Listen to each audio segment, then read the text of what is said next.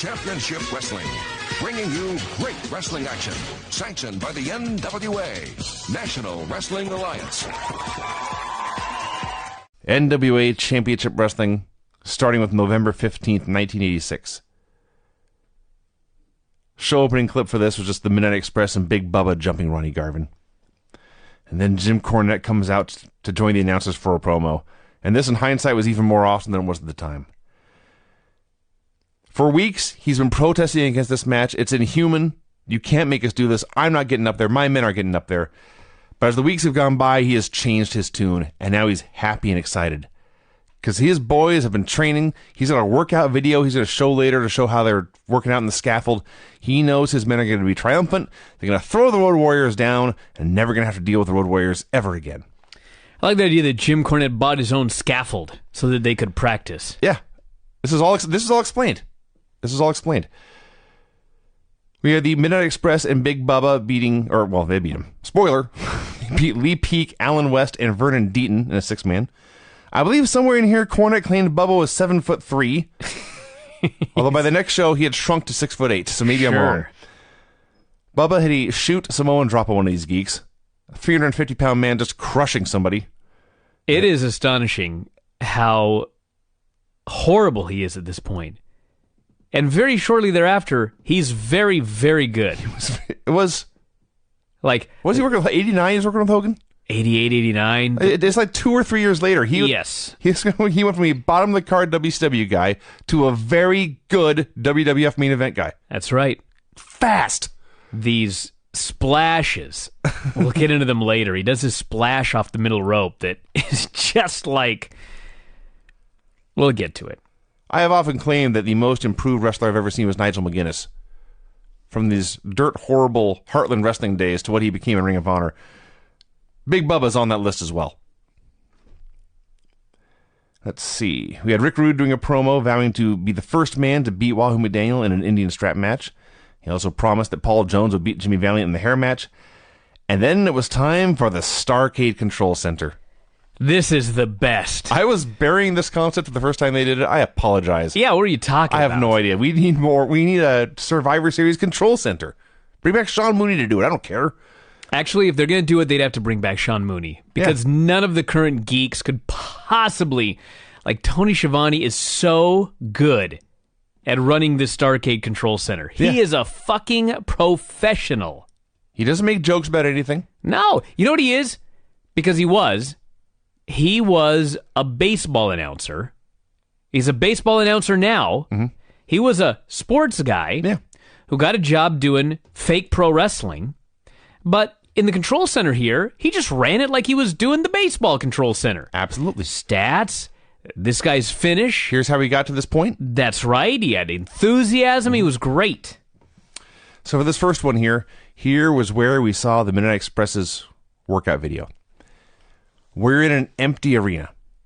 There's a wrestling ring. There's a scaffold above the ring.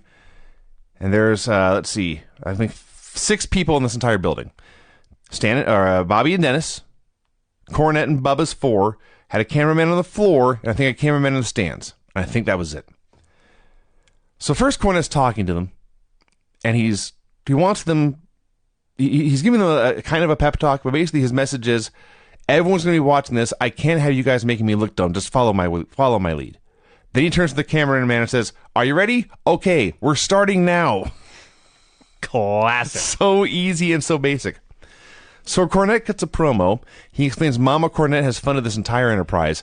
Mama Cornette rented an arena, had a ring and a scaffold brought in and set up for the purpose of her boy and his men training and learning how to work on a scaffold. I do love the idea that in 1986 there were places where you could go to rent a wrestling ring. Yeah. As well as a scaffold. Yes. Acme Rings and Scaffold Company. Rentals. So he says, it's time to show you what we can do. Dennis, Bobby, go ahead and climb that scaffold. And Dennis and Bobby were not enthused about this concept. And they go out there, and they're climbing the ladder super, super slow. And Dennis gets to the top first, but he's terrified to not be on his hands and knees. Bobby can't even climb to the top. He's just clutching the ladder and not moving. Now Cornette's scolding him, guys, you are making me look bad. Get your ass up there. It's not that high. Get up. They get up there.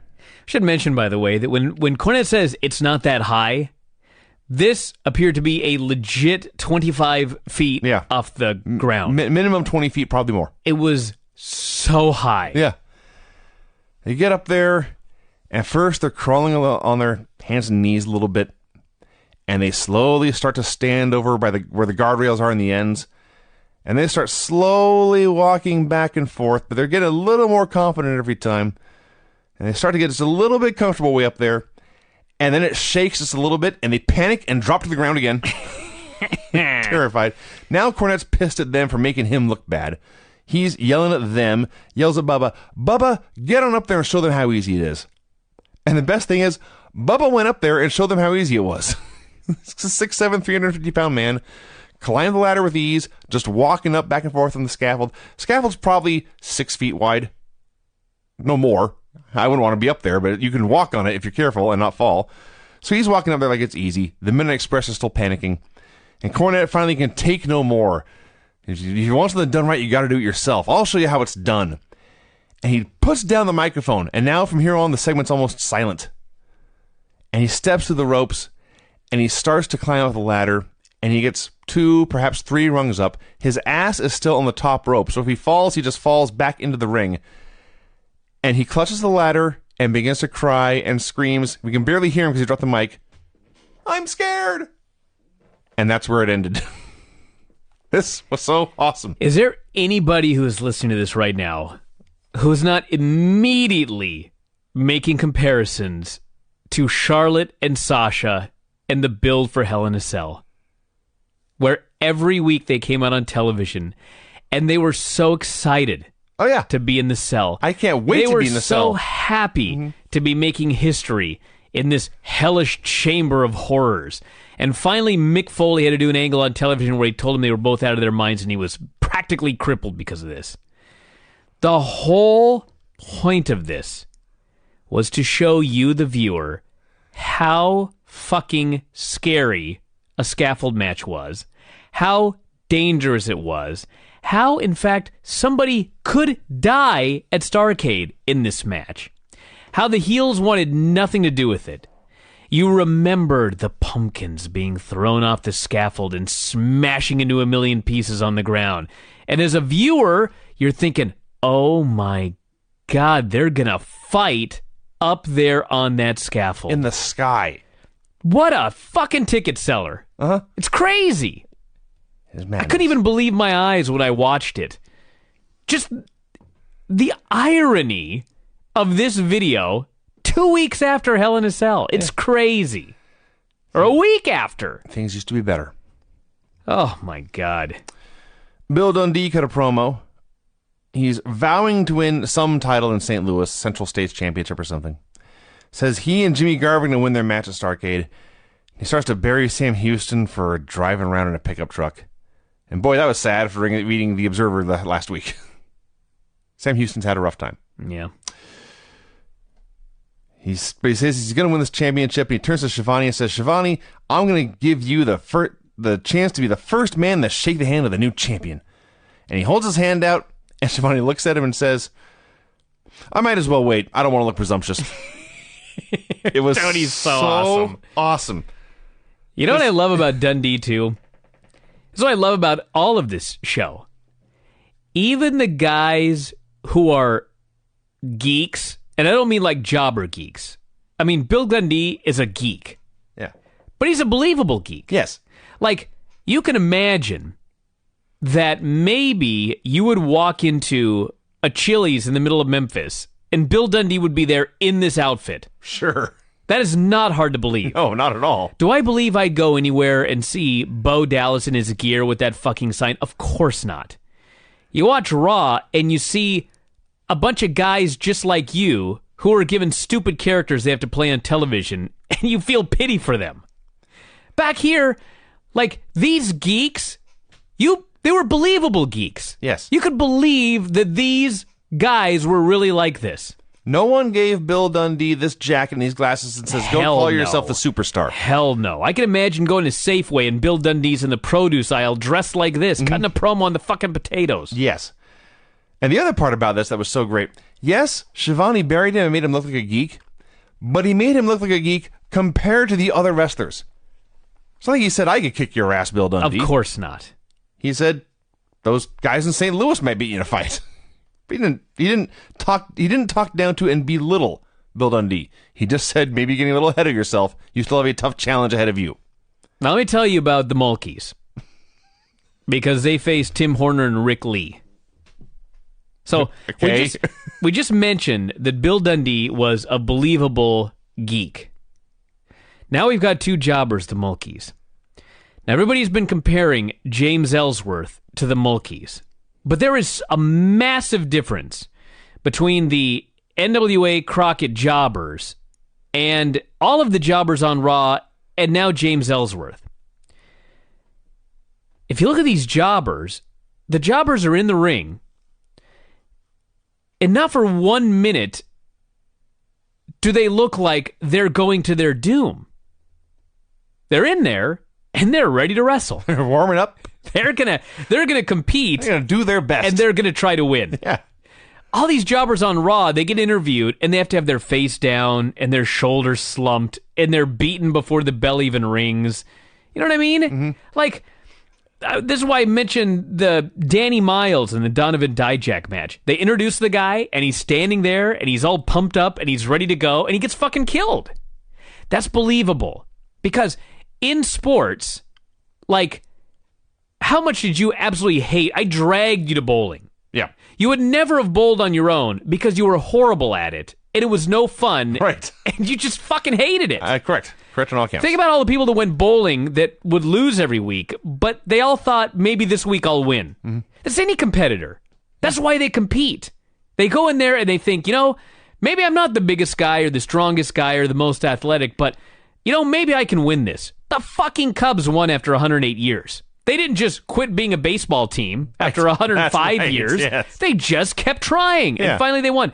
All of these jobbers, they get in the ring, and they just stand there like, hey, the Mulkeys, we can beat Tim Horner. Maybe today is my day. This may be the day. It's believable. Now they got killed. They were They wrong. always do. They were wrong, these dipshits. Let's talk about their opponents. Tim Horner and, as you were calling him, Rick Lee. It was Ricky. It was actually Ricky Lee Jones. That's right, Ricky Lee Jones. Okay. Now, I'm not blaming you or burying you, because here's the thing. I can legitimately say now, it occurred to me at this moment as I thought about this, because the first angle I remember was Savage Steamboat and the Ring Bell. That was late in 1986. I have legitimately now been watching pro wrestling for 30 years. Religiously, I think it's fair to say. I don't think I've ever heard of Ricky Lee Jones before, and I don't remember him ever doing anything after this. There was a man in there. I don't remember him. And my notes read Ricky Lee Jones. Okay. But as I was giving this entire speech and looking at it, I presumed this must be a typo. It's got to be Rick Lee. Ricky right? Lee Jones. There's no way his name was Ricky Lee. Now, he's teaming with Tim Horner, who was a competent wrestler with no charisma to speak of whatsoever. Ricky Lee Jones was even more of that. He was trained. He was competent. I don't ever want to see him again. He won with a bridging leglock cradle. That's all I got. You got more than me. All I could think about was the Mulkeys. I was just stunned. There was a guy who went over on WCW Saturday Night in 1986 who I'd never heard of before. There's been guys in here who I've never seen or guys I was not terribly familiar with, but at least somewhere in my brain a synapse fired and said, oh yes, this guy, I read about him in Pro Wrestling Illustrated or something. The Grim Reaper. He didn't go over. He was a jobber. Go over, that's right. Ricky Lee Jones won, and he got the pin. Came out of nowhere, won one match, vanished. What the hell was that football guy's name that's already gone? Oh. What the hell was his name? Nighthawk. That's right, Nighthawk. He's already gone. He's already gone. Got in and got out. That's true. There's two. This business, he said, was not for me. By the way, for those of you that have not listened to the Max Smashmaster show, this show is great. You really got to listen to it. And Max has a great story about the guy who he wrestled in his first match and also his second match. I didn't know anything about it, but you have to listen to the question that I asked him and then the answer that I end up getting about the end of this man's career. Ric Flair came out for a promo, bragged about the value of his jewelry and his suit. He said Nikita Koloff used to be a terrifying wrestler, but now he was nothing but Dusty Rhodes' stooge. Talked about Nikita's big muscles. Said Nikita was like a lot of women Flair knew. He said that Nikita was like a dumb woman with huge boobs. And then he called out the women, and they all swooned and cheered for him. Yes. I was like, what a different world. Can you imagine? He said Nikita was a full sweater and an empty head. It was a different world in 1986, that is for certain. Can you imagine? Never mind. Tully Blanchard versus Keith Patterson with referee Scrappy McGowan, who, when I think about it, has been around for a while, but like it really hit me what a great name that was tonight. Yeah, they keep mentioning Scrappy McGowan. I love that Tully won, and then he raised his arms in victory. Yeah. And they cut away. So happy. He won. He was a winner. He wanted you to know that. You have said this before, but the biggest, and there's many differences, but the biggest difference between wrestling in 1986 and wrestling in 2016 is how happy everyone is to be there. Yeah. The heels are happy they get a show to be there and show off what they can do and beat people up and get paid. The baby faces are happy they get to be there and entertain the people and inspire fans and give them heels what they got coming. Everyone's excited about everything. Well, especially here because Starrcade's coming. It was Starrcade. I mean, they kept mentioning that over and over. It's here. It's finally here. Starrcade. It was very clear the next week. But no one's there because they have to be. No one's there because they're broke. No one shows up and gets belittled by the boss and has to hang their head and walk away. In fact, Ric Flair, the top heel, put over the boss. He said, you need to wear nice suits and be styling and profiling like me and Big Jim Crockett. Yes. Like, oh, okay. Dillon and Blanchard joined Shivani for a promo. He vowed the Four Horsemen would have would have 4 belts after Starrcade.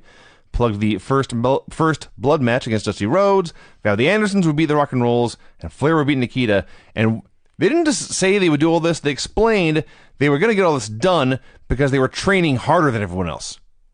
Because even the heels have to show how dedicated they are. They were competitors. They were competitive athletes working to be the best. Brad Armstrong beat Tony Zane with a leg sweep. You know, of all the matches for me to make this revelation, it was this one. Brad Armstrong was so generic, but he was a great worker. Mm-hmm. Like, he was a really great worker. And I don't know why it was this match, but I suddenly in the middle of this match realized, my God, the amount of talent in Crockett in 1986. Oh, I thought you meant, yes. No, it hit me like a ton of bricks. I thought you said the amount of talent Brad Armstrong had. Well, I mean, I knew that, but I just... This was not the match to realize that. Well, watching this match, I was realized, God, this guy is such a talented worker. And then I started thinking about the workers and the promo guys and the guys who could do both and the Midnights and the Rock and Rolls and Flair and the Andersons and Tully and all these guys. And I was like, holy fuck, what a roster. Brad Armstrong was probably not in the top 15 babyfaces if we sat down and counted. It didn't matter. But he was great. The talent here was astounding. I'm agreeing with you and making a point. Yes. As great he as was on the low end of the totem pole. As great as Brad Armstrong was, he was not even close to the middle. On that note, the Superpowers came out for a promo. Nikita said that Ric Flair had accused him of being soft. And he removed his shirt to show how not soft he was. Boy, did the American women mark out for this Russian. Oh, there's more to come on this note. Whew. Look at this hairy, strong man. He's flexing, and he's bald, and he's got a hairy chest. And Dusty Rhodes points at him and says, take a good look at this, Ric Flair. This is what an athlete is supposed to look like. Dusty is amazing. Rhodes. Yeah, he's made fun incredible. of another man's physique. He's outstanding. Cornette and the Midnights came out for a promo. Now they were outraged. They claimed the NWA had taken their training video, they had doctored it, they had edited it just to make him and his men look foolish. And they promised they would have the real footage next week. Which turned out to be a lie. They did lie. They did lie. He showed his men jumping Ronnie Garvin at the start of the show because Garvin had a Louisville street fight with Big Bubba at the Starrcade. And here he admitted Bubba was merely 6'8", which even that's probably 4 inches off, but whatever. What I got out of this was they showed some footage of Big Bubba doing splashes, and everybody just... Here's what I want you to imagine. Put a guy in the middle of the ring, maybe James Ellsworth, and playing the role of Big Bubba is a yoga ball. So I should get up on the middle rope and throw the yoga ball at James Ellsworth. And you know what'll happen? It'll hit him, and then it'll bounce high in the air and continue rolling. That is exactly what happened every time Big Bubba did one of his splashes. He hit, and he just bounced and kept rolling forward. The most horrible big splashes you've ever seen. And I thought, okay, so this guy was a jobber like less than a year ago. Now, he goes out here, he nearly kills guys with Samoan drops. He nearly kills guys with big splashes. And I'm rarely critical of decisions made in this era of the NWA, but their plan was for Jim Cornette to fall off the scaffold, and this guy was going to catch him. Yes. We all will see how that turned out. I'm going to spoil it because I just watched it. Did you? The whole match? He fucking missed him by 5 feet. Yes. He wasn't even close to the guy. Oh. It's funny because, like, I wouldn't do it, but Cornette rolls off the side of the scaffold. Spoiler alert, by the way, everybody. And he's hanging from it, and he's stretched out as long as he can possibly get.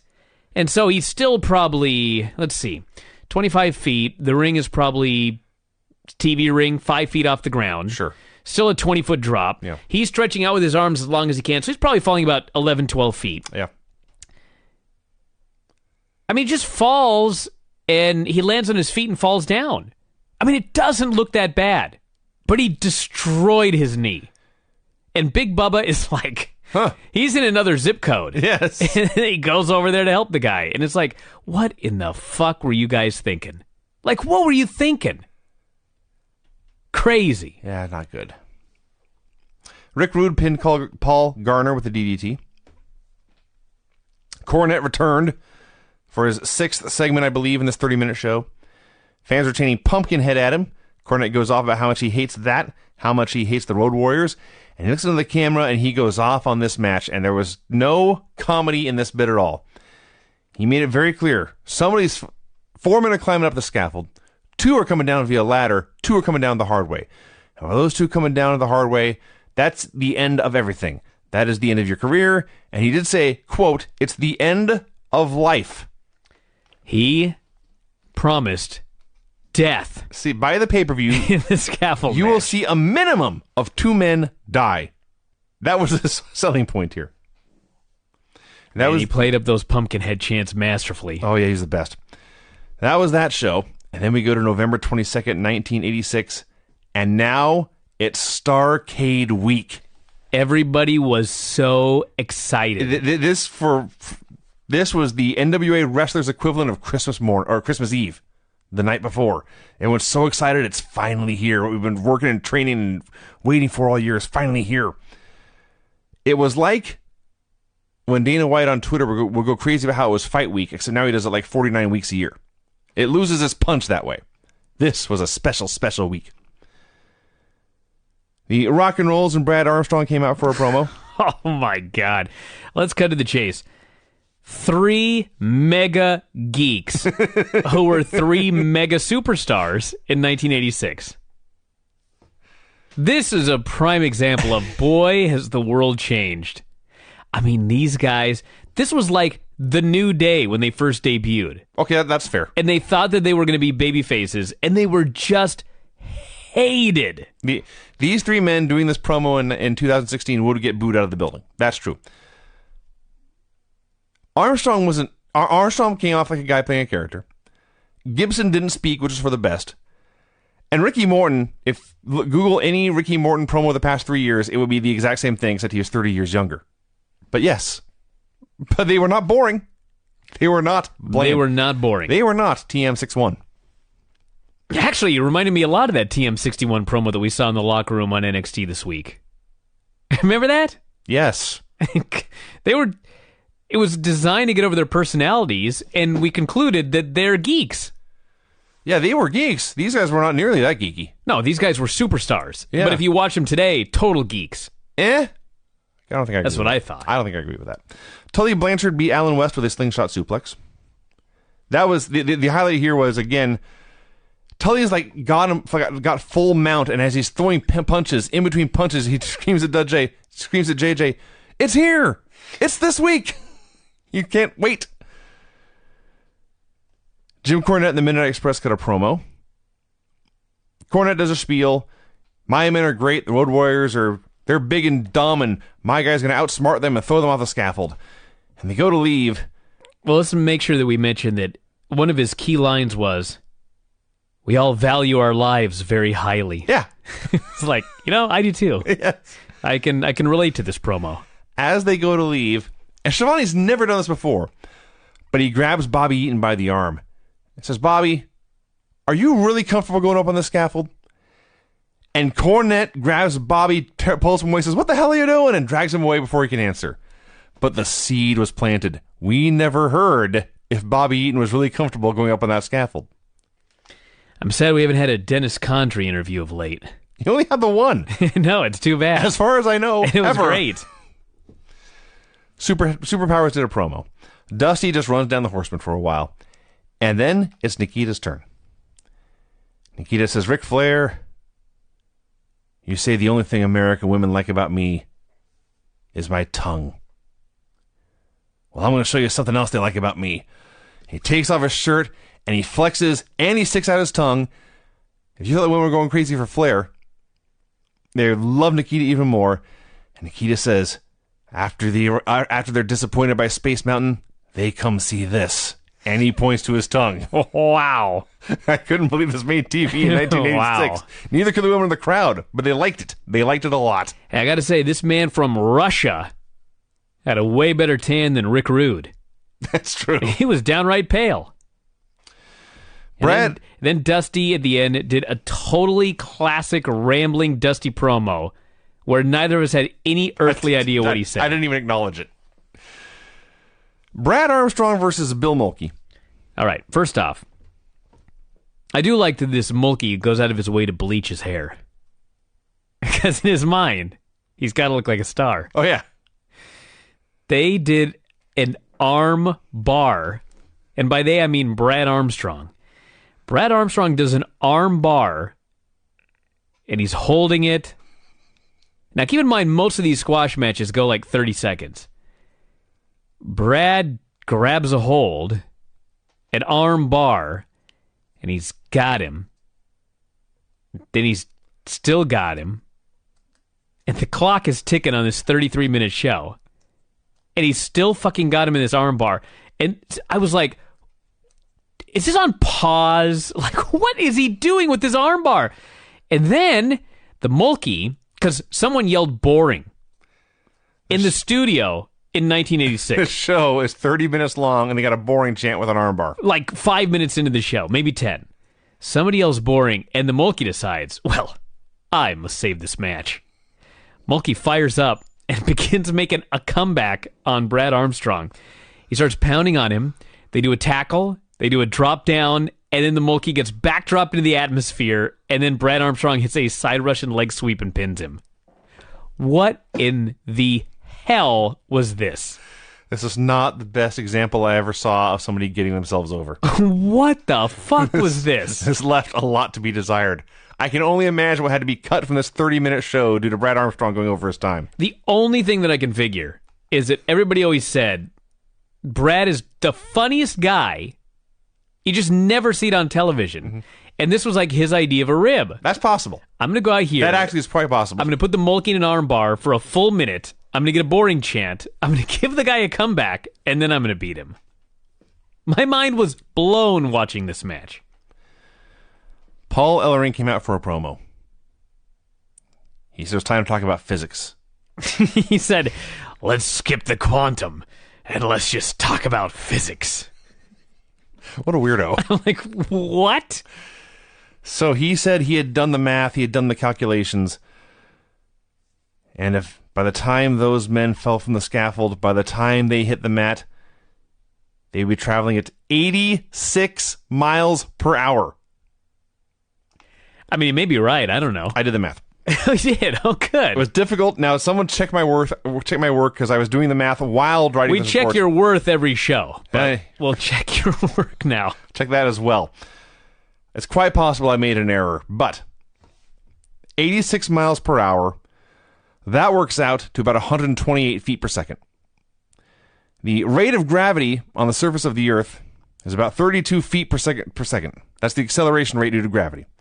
That means that to hit a speed of 86 miles per hour, they would have to fall for about 4 seconds, which would mean they'd be falling about 256 feet. I don't think the scaffold was that high. The one that Cornette was working on certainly was not. Huh. I Should have think been a manager in 86. I should have come out there. Paul Ellering's full of shit. Paul, I've addressed your calculations. I have checked your work. I will not be hitting the mat with such velocity. I will merely be hitting the mat at 30, what would that be, 18 miles an hour or whatever. It is one of those things where, I mean, if the real number is 18, do you have to say 86? 18's still pretty bad. Yes. I don't want to hit the ground going 18 miles an hour. Even just using feet. You don't have to, it's a 25-foot fall. That's enough. You don't have to bullshit me with 250. And it's not like he said, 20 miles an hour or 25. 86? Bullshit. That's the reason I checked it. And you know these baby Instinctively, faces, I knew this was bullshit. these baby faces are supposed to tell the truth. Yeah. Cornette could lie. It would be great if Cornette lied. I like to think that Paul Ellering really tried to do the math, That's possible. and like me, he fucked it up by 10, by an order of 10. That's possible. It's 18. Let's see. I put the 8 on the other side. So it's back to the Starrcade Control Center. They showed Nikita's finisher. They showed Flair's finisher. Hold on. Okay. They show Nikita's finisher, My notes are brief because I was doing math. and then Tony Schiavone says, Ric Flair, a man of many moves. Let's see the figure 4. And I thought, that's what you came up with for Ric Flair? A man of many moves? So we saw Nikita's sickle a bunch of times. We saw Ric Flair's figure 4 a bunch of times. We saw Tully and Dusty injuring each other over and over and over again as you realize just how long this blood feud had been going on. And he ran down all 95 matches on the card. I thought this segment was so great. I thought Tony was great. I thought the whole idea behind it was great. We're focusing on the most important match in the main portion of this, since that is the main event. Flair and Nikita show the highlights of the Dusty deal. I thought it was great. He came off, how he's supposed to come off. He was like Joe Rogan running down the card. That's right. This was not dire straits.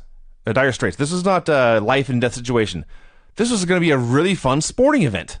That's right. He was happy. Tony was happy.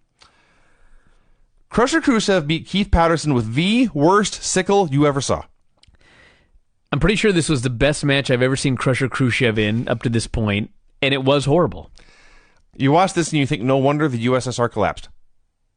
No way that nation could stand having this guy do this. He's a fake Russian. Still. In storyline. Still. Just by association. I was terrified. We were well into our second episode here, and I was terrified we would not get a go-home promo from number 1 Paul Jones. Lucky you. Thank the good Lord above. Lucky me. Lucky all of us. Number 1 Paul Jones appears. And before he even speaks, Tony says, this could be your last promo with a full head of hair. And Paul Jones gets the mic. Now, before Paul Jones even says a word, Yes. the first thing Paul Jones does is he looks right, and then he looks left, and then he looks forward. Because he doesn't know where the fuck he's supposed to be looking. That's his gimmick. Yes, just to not know which camera is on. You know what's funny is Flair does a go-home promo at the end, and this promo is just out of this world. And Flair is just cutting the best promo. And in the middle of the promo, they do a camera switch, and he doesn't even skip a beat turning to look at the other camera. Mm-hmm. I mean, this guy's so good that he's cutting this promo He's totally on fire. At the same time, he's absolutely aware of what the crowd's doing and saying, and where the director is telling him to look at any given moment. Like, I don't think Flair gets enough credit for how good he was at doing these promos in this setting. Yeah. It was amazing. Paul Jones has no idea if he's on Earth. Yes, let's get back to Paul Jones. First, the world must pause as he determines slowly which camera he should be looking into. I believe he finally got it right. Then he begins to speak and almost immediately loses his train of thought. Eventually, he gets back on board. He promises Wahoo is going to lose a strap match. Big Mama's going to be a bald-headed geek, and there's no way Manny Fernandi is going to get in that cage. He said it twice. Manny Fernandi. And finally, he says, you tune into Starrcade, and you'll all see what it's all about. And he leaves. That's the pro. You'll all see what it was all about. It's like the hokey pokey. This led immediately to Rick Rude and Manny Fernandi versus Bill Tabb and Brody Chase. I do love that Bill Tabb is a jobber, but he doesn't want to be, clearly, because his tights say, Big Bill. Big Bill. That's right. And he's got the second or third, one of the 2 or 3 biggest guys in the show. He should have been, he deserved better than this. The bell rings and Rude eyes up and down, and Rude was impressed.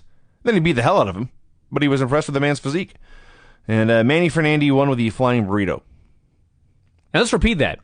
Manny Fernandi won with the flying burrito. That's what they called it. Which was, in fact, the name of his finisher. Yeah. And he used that name as a babyface. Yes.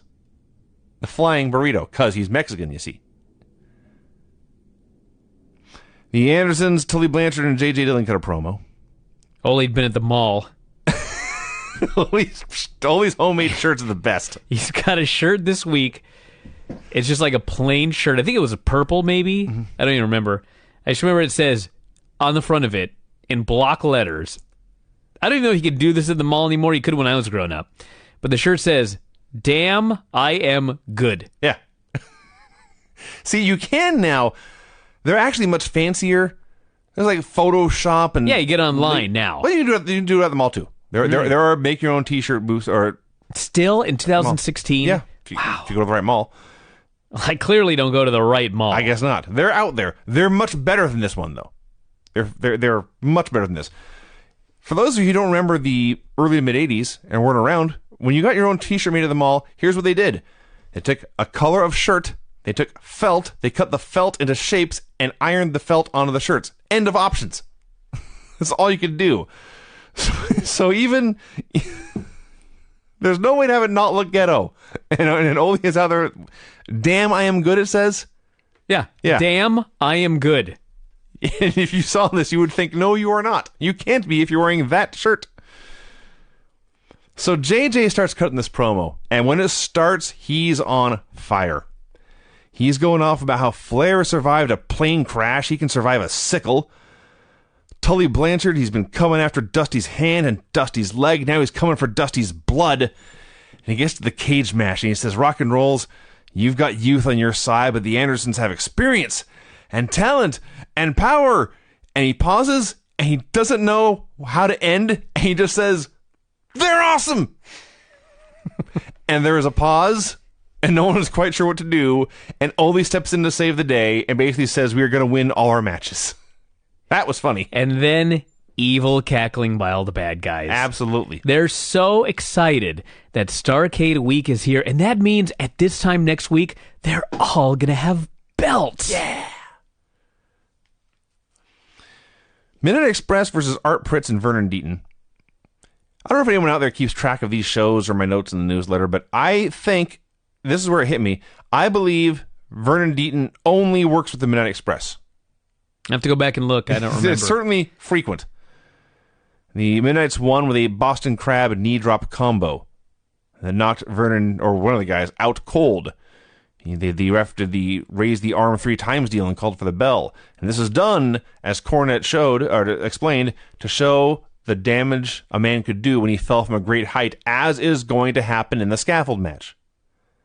As stupid as that match is, I cannot fault them at all for how they're promoting it. Oh, man, they're doing the job of a lifetime. Oh, it's amazing.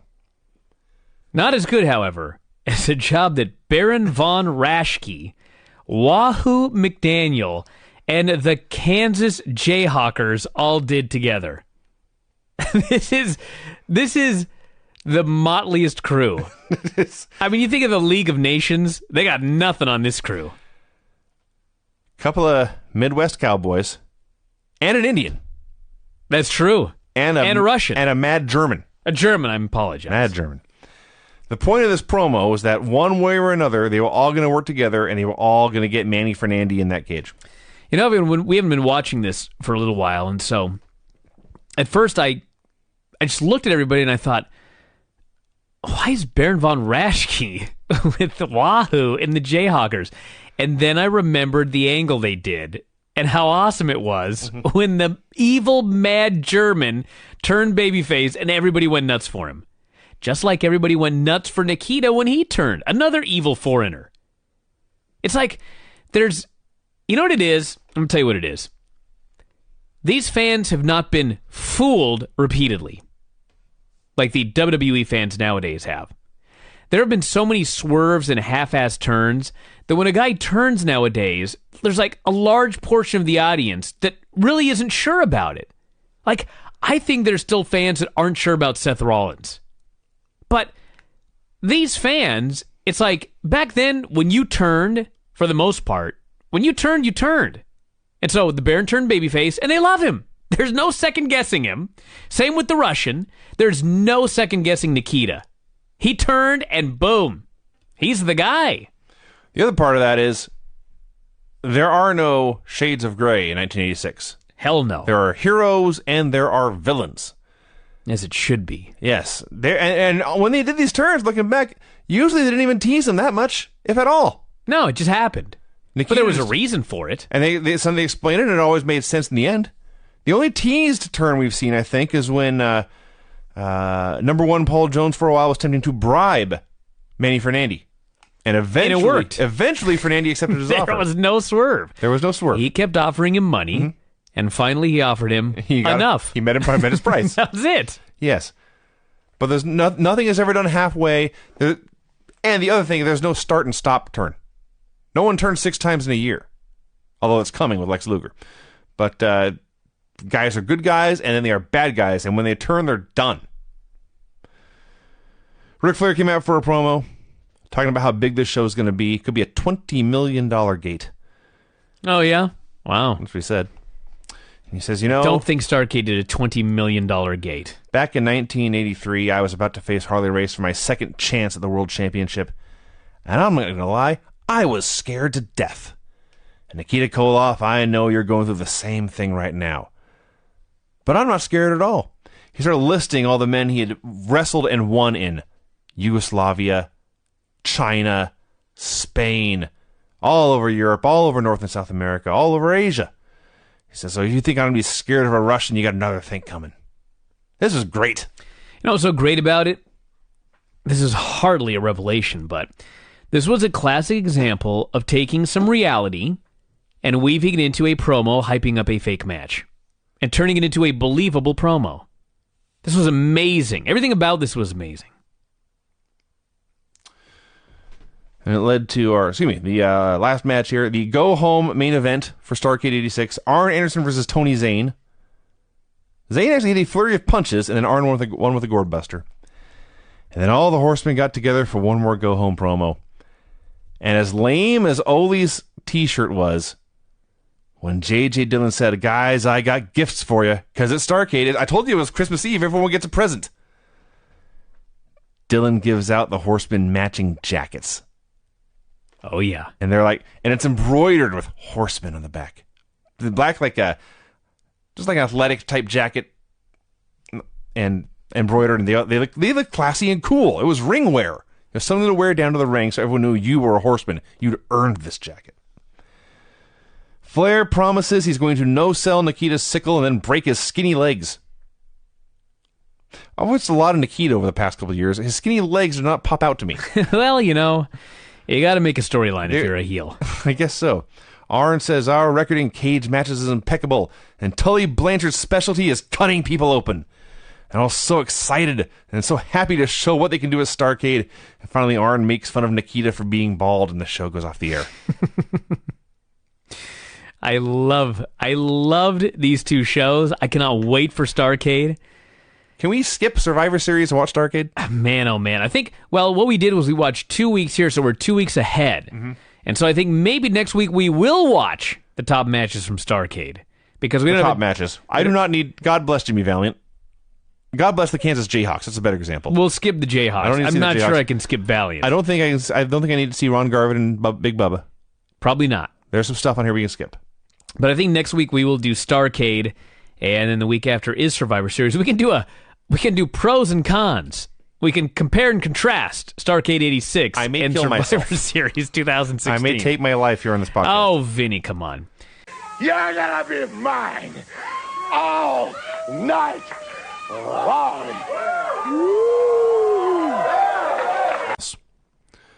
But we'll start at the beginning, as we always do, with the November 29th, 1986 show.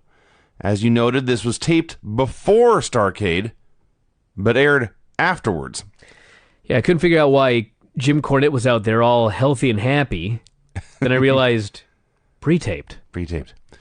So they couldn't talk about Starrcade, couldn't talk about the results at all. So this show was focused 100% on pushing the Bunkhouse Stampede. And a new sponsor in Weider Fitness. That brought back memories. Oh, the days of Weider Fitness. The only reference they had to Starrcade was David Crockett informing us it had been the greatest wrestling event ever. Ever. Which he probably thought it was. Let's talk about this Bunkhouse Stampede. They had a Bunkhouse Stampede in 1985, which was won by, of all people, Dusty Rhodes. No. Yeah. Come on now. Who could possibly win in 1986? So, the way it worked was, they had a tour of matches. They took the Bunkhouse Stampede all over the loop. Uh-huh. And they had various winners in each town. Yeah. And if you won the Bunkhouse Stampede, I believe you got $25,000 for winning. Yes. And then all of the winners would go into a big final Bunkhouse Stampede. Yes. And the winner of that was the ultimate winner. Yes. The winner of that would be Dusty Rhodes. Of course. The Bunkhouse Stampede, by the way, it was a battle royal street fight. It was a battle royal where you could bring weapons. Yes. Now, normally I watch this show and I look at it and I marvel at how it's so logical. It makes so much sense. They go out of their way to not do things that insult your intelligence. But it came to a screeching halt here with the Bunkhouse Stampede. In the 1985 Bunkhouse Stampede, the Road Warriors came to the ring with their spikes. Sure. And they fought in them. Their spikes are very, very sharp. 6-inch pointed blades all over their back and shoulders. So this leads us to a bunch of questions. Why, for example, would you then bring a 2x4? Or a belt. Or a strap? Yeah, not even a championship belt, just a off-the-rack JCPenney's belt. If you know that you're allowed to bring the Road Warriors spikes, why would you not bring a knife? A knife is sharp. Sure is. Why would you not bring a gun? Also sharp. Is there a... No, it's not. But it discharges bullets. The bullets are sharp. Point of this is there an A bayonet would be sharp. Is there an unwritten set of rules? Did somebody at some point come on and explain what you could and could not bring to the Bunkhouse Stampede? And if they did, shouldn't somebody have complained that the Road Warriors are allowed to bring spikes and they could only bring a 2x4? This was ridiculous. How about a flamethrower? You're fighting 25 guys, you need to hit them all at once. Now, in this review, we're going to talk about a lot of things that were a lot better back then than they are today. But a couple of weeks ago, we reviewed Starrcade. Starrcade was an absolute mess of screwjob finishes. There was like a screw job in every single match. Pretty much, yeah. It felt like a show that jumped the shark. Well, amazingly enough, the Bunkhouse Stampede, the rules have changed this year. The rules are that there are battle royals all over, and if you win, you get $25,000. Except apparently there's one where there's $100,000 on the line. Which right there, you're straining credulity by offering $100,000 to the winner of a Bunkhouse Battle Royal. And there will not be a final one, but whoever wins the most is the winner. I see. But of course, I guess it's a spoiler from 30 years ago.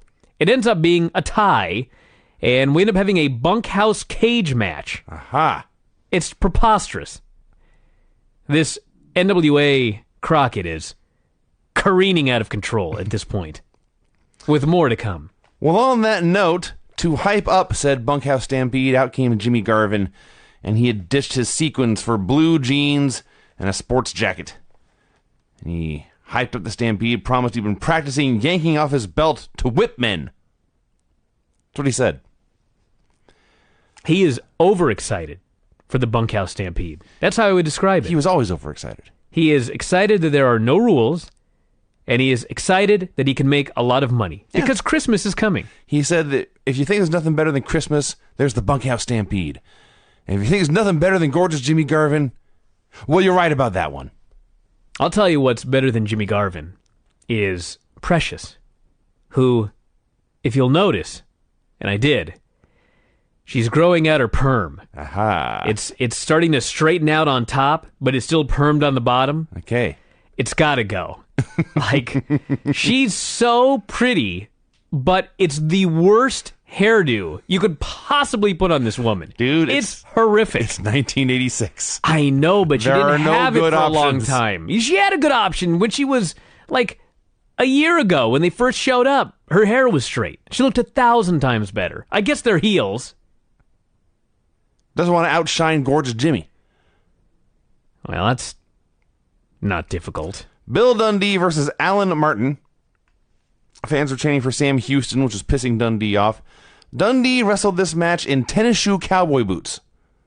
I thought the only pair of these in existence belonged to that one Hart brother.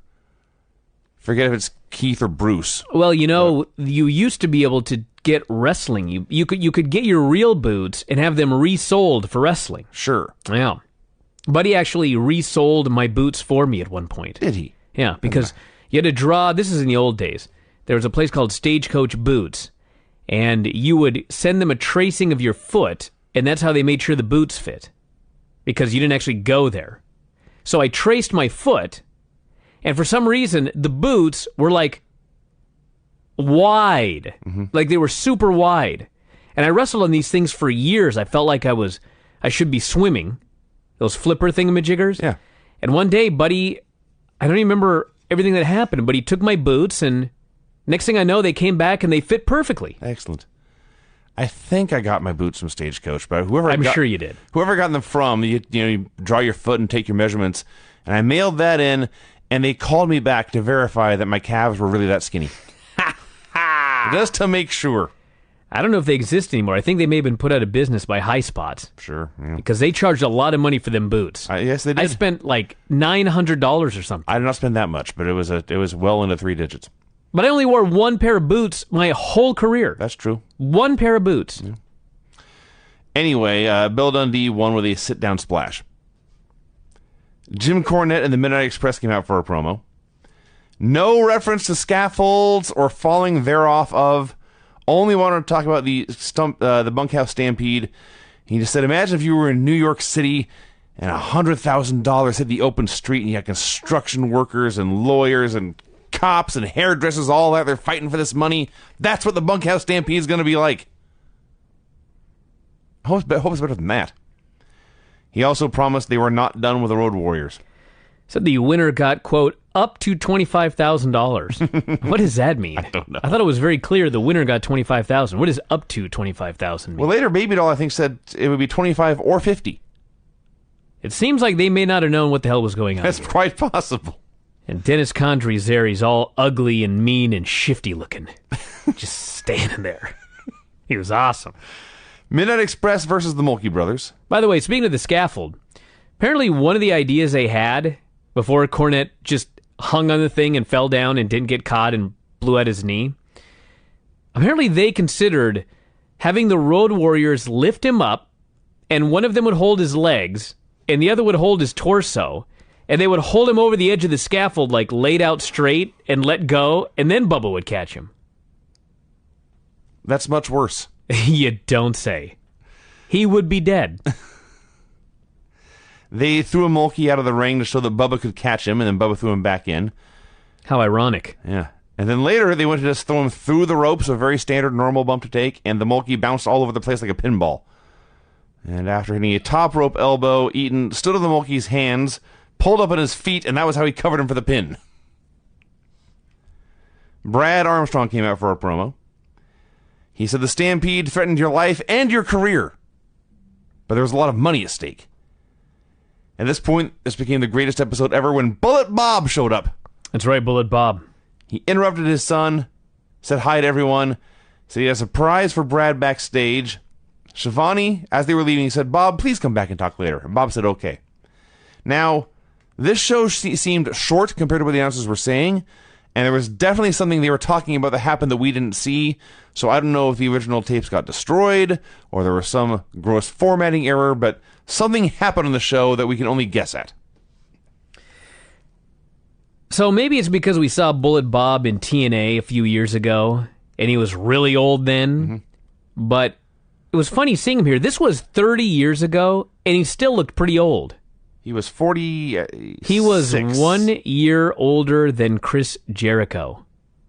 He looked at least 15 years older than Chris Jericho. It was weird. Yeah. He was in good shape, though. He may have been in better shape than Chris Jericho, but he looked older. Yeah. The Barbarian versus Paul Garner. Okay, we talked about Paul Garner before.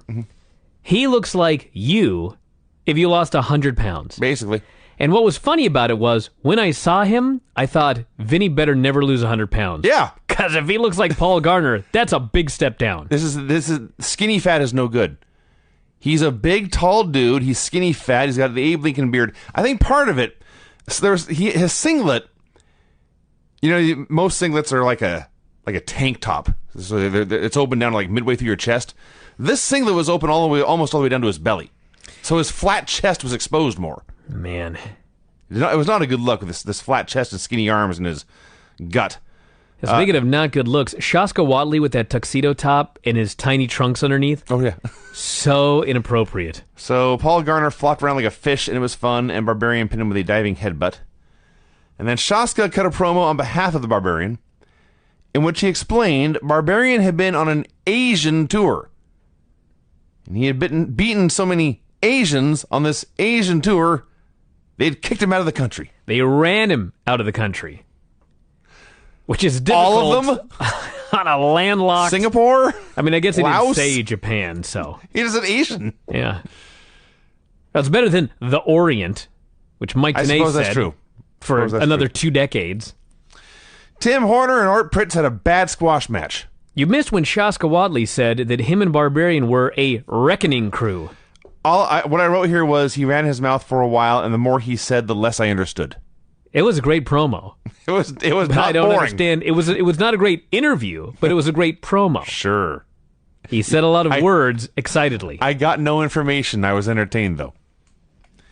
Tim Horner and Art Pritz had a bad, boring wrestling match. There were many arm bars, some bad bumps. Tim won with an O'Connor roll. And after he pinned this man with a wrestling maneuver using superior leverage to hold his shoulders to the mat, they said, that just shows you how dangerous Tim Horner could be in that Bunkhouse Stampede. A battle royal when you use weapons to throw guys out of the ring. The Kansas Jayhawks cut a promo. Said, hey, this Bunkhouse Stampede, you can bring weapons. We use bullwhips and cowboy boots and 2x4s all the time anyway. Don Kernodle versus Randy Barber. Oh, man. Usually, when you watch one of these matches, you can very easily look at the screen and go, I can figure out which man is the star and which man is the jobber. Not this match. Nope. 2 vaguely muscular men, but not terribly lean. Both balding. Both with kind of random facial hair. Both pale. I mean, if you took a totally normal... blank gear. If I brought my wife into the room and I said, which one is the star and which one is the jobber, she'd probably say, they're both jobbers? Yes. She would not say, oh, Don Kernodle, that guy's a star. That guy's money. And you know what?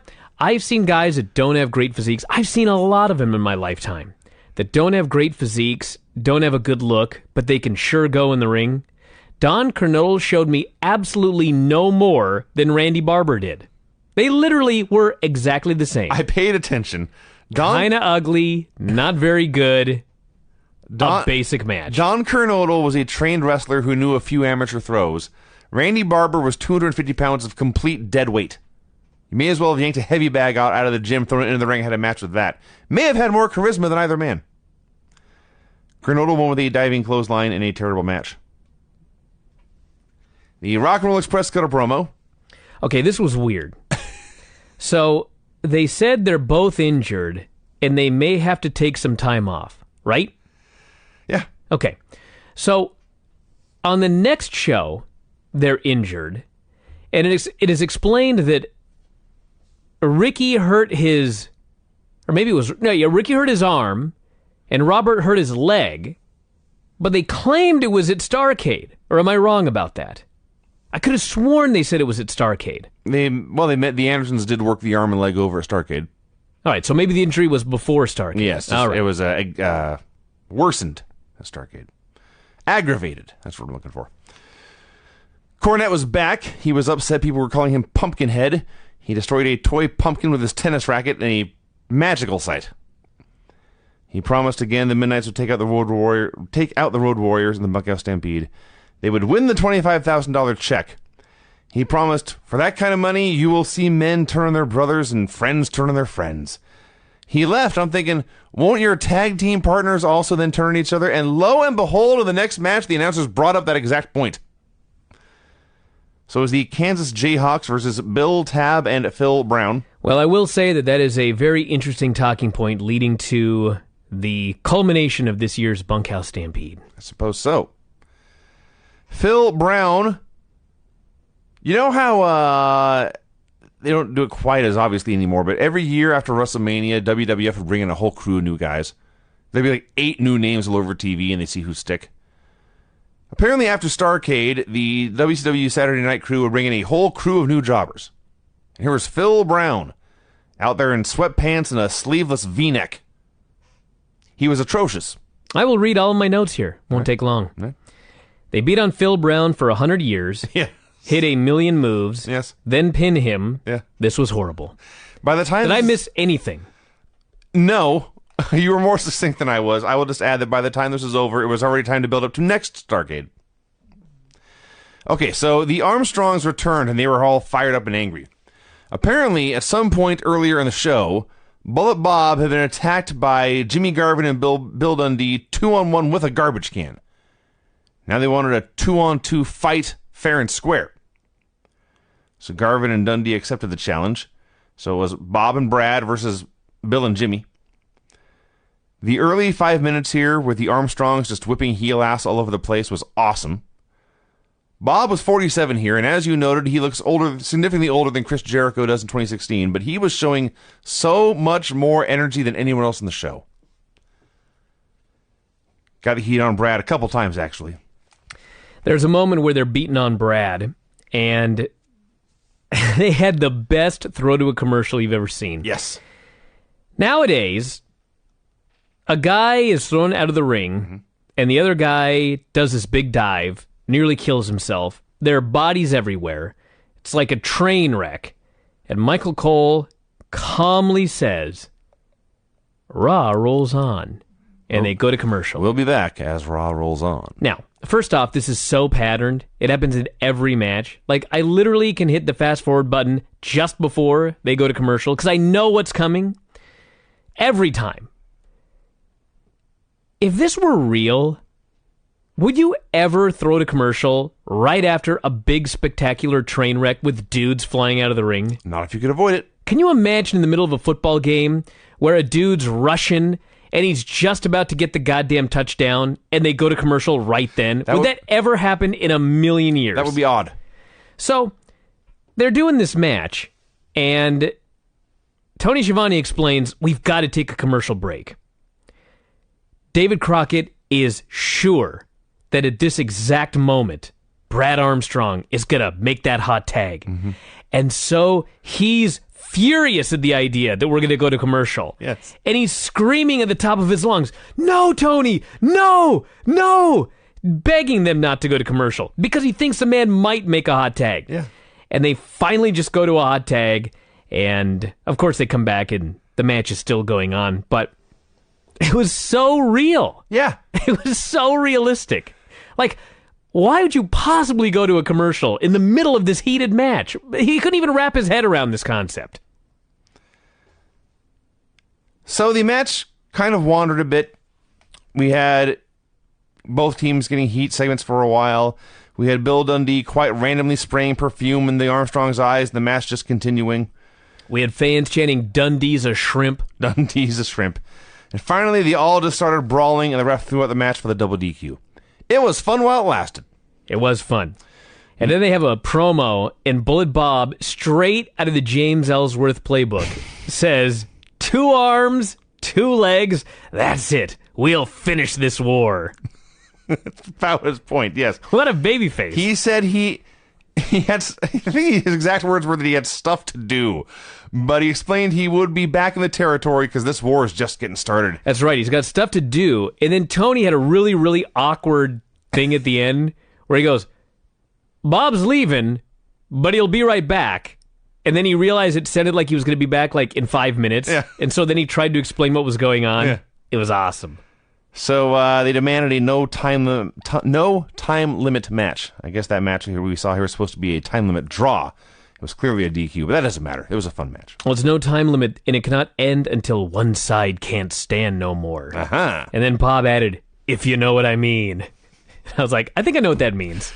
Pretty straightforward. When one guy can't get up, the other guy wins. Yeah. So, the December 6th show. Believe it or not, this was the better show. I know that other one sounded really exciting.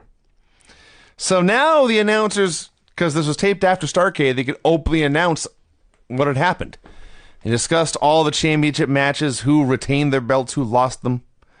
The Russians then came out for a promo bragging about still being U.S. Tag Team Champs.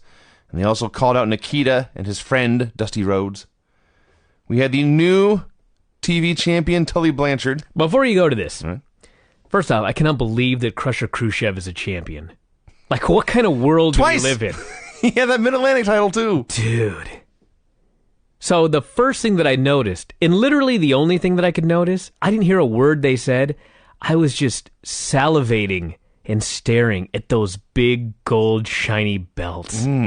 They were so big, and they were so gold, and they were shiny. so shiny. Yeah. And I was just transfixed watching them and looking at them. And I thought, look at these stupid belts we have nowadays. They're copper. We got one belt that's mostly leather because the big W in the middle of it it's not even like a full plate. Yeah. It's some fancy-ass modern cacophony of whatever. It's disgusting. And then you've got the SmackDown tag belts, or the Raw tag belts. Whichever one looked like 2 pennies. Yeah. Like, who would ever want... I mean, I realize that Vince... I mean, how long has it been since he's done a sport? Never? I think he wrestled a little bit in high school or something. I don't even know what... time. I mean, is this guy so old that he can't remember that gold is number 1 and silver is number 2 and brass is number 3? Or bronze. Bronze. Who in the world wants 2 bronze belts? I don't know. They're so ugly. And the silver SmackDown belts or whatever, the other tag belts. And then he had a belt that looked like a butterfly. All of these ugly, grotesque belts. It's just amazing to me. Like, a belt used to be made of solid gold. You were rich. Yeah. You had a belt. It was made of gold. Like, what could possibly be better than that? That's better than a gold medal. That's a whole belt made out of gold. I just can't understand these belts nowadays. It sickens me. So Tully Blanchard made his first World TV title defense against Mike Jackson. You will recall, I don't know, 3-4 months ago, Ric Flair just randomly had a great match with Mike Jackson on a Saturday night. Dude, this Mike Jackson was the real deal. This guy clearly could go. Tully knew it too. They did not get nearly as much time as that Flair match, but they had a very fun 4 or 5 minute competitive match. And finally, Tully just finished him off with a slingshot suplex and won. I realize it takes more than just wrestling ability to be a star, but this guy's way better than Don Kernodle. Yes. Just doesn't seem right. And his look is at least on par. Yeah, he's in better shape. Yeah. I mean, he's not like Rick Rude. No. But he had a little bit of definition. He was a little too hairy. He had a horrible bald head. Yeah. It's like that bald head with hair everywhere else. Exactly. He needed to either shave or put on a mask. Yeah. Rock and Roll Express came out to hype up the Bunkhouse Stampede. Robert said nothing. He literally just stood there looking sheepish the whole time. I guess that's his charm. That's one word for it. There's the blonde guy who's all excited, and then there's a sheepish brunette guy. The quiet one? The quiet one. That's what he is. I hadn't thought of it that way. Yeah. The quiet, shy one. You got to have one bombastic guy, and you got to have the quiet, shy one. Takes all kinds. So Jim Cornette, of course, had been thrown off a scaffold and nearly killed. So he's in a hospital bed getting his knees put back together. So the NWA, in all their wisdom, said, we've got the Midnight Express. We've still got Big Bubba. Don't really trust any of these people to talk. Let's just stick Baby Doll with them. Now, I realize after Baby Doll's last heel turn, Cornette had come on TV and kind of sort of said that if she's okay with Ric Flair, she's okay with me, or something along those lines. So they hadn't totally dropped it. But Jim Cornette and Baby Doll had a blood feud over the summer, just a few months ago. So Baby Doll is out there with them, and she says that tonight in Cleveland, they're going to get their revenge, throwing the Road Warriors off a scaffold. And then Condrey stepped in to do his share of talking as well. He was better than her. Much better than her, actually.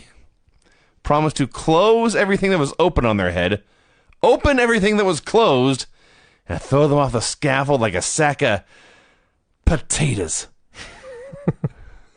Let me talk about this Dennis Say Condrey. again, he was better than Baby Doll.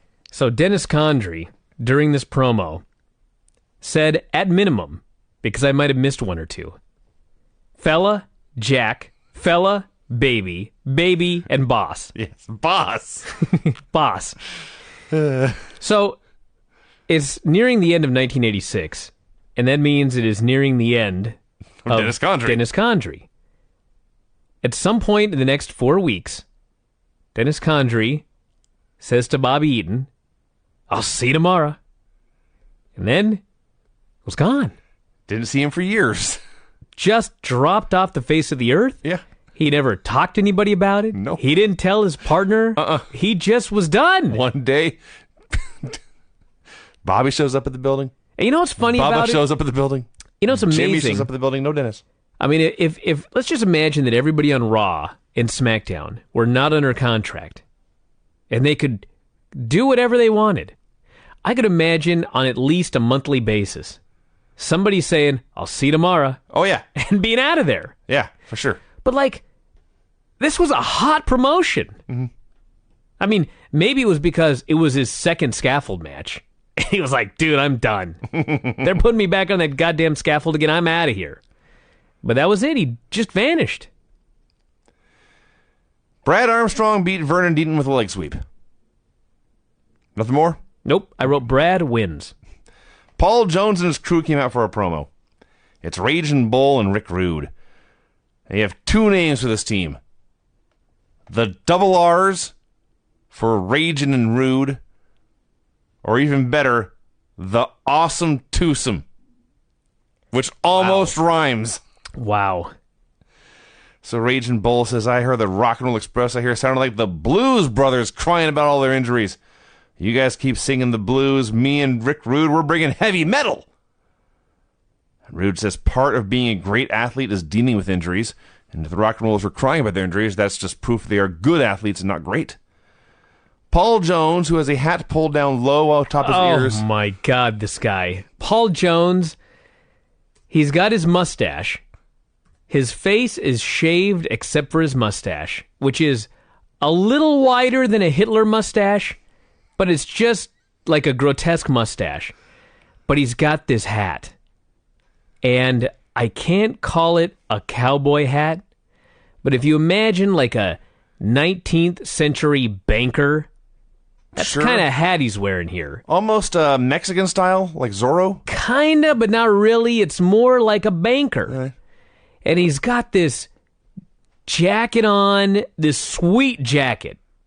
It's kind of like a tuxedo, but it's got more sequins on it. This is more like a Mexican jacket. and he's got this awesome red frilly shirt on. Yes. And I'm like, this dude looks so awesome.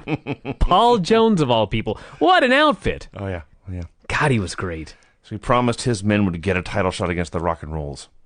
Hey, there's a hell of a manager here. He set a goal and got it done within the end of the show.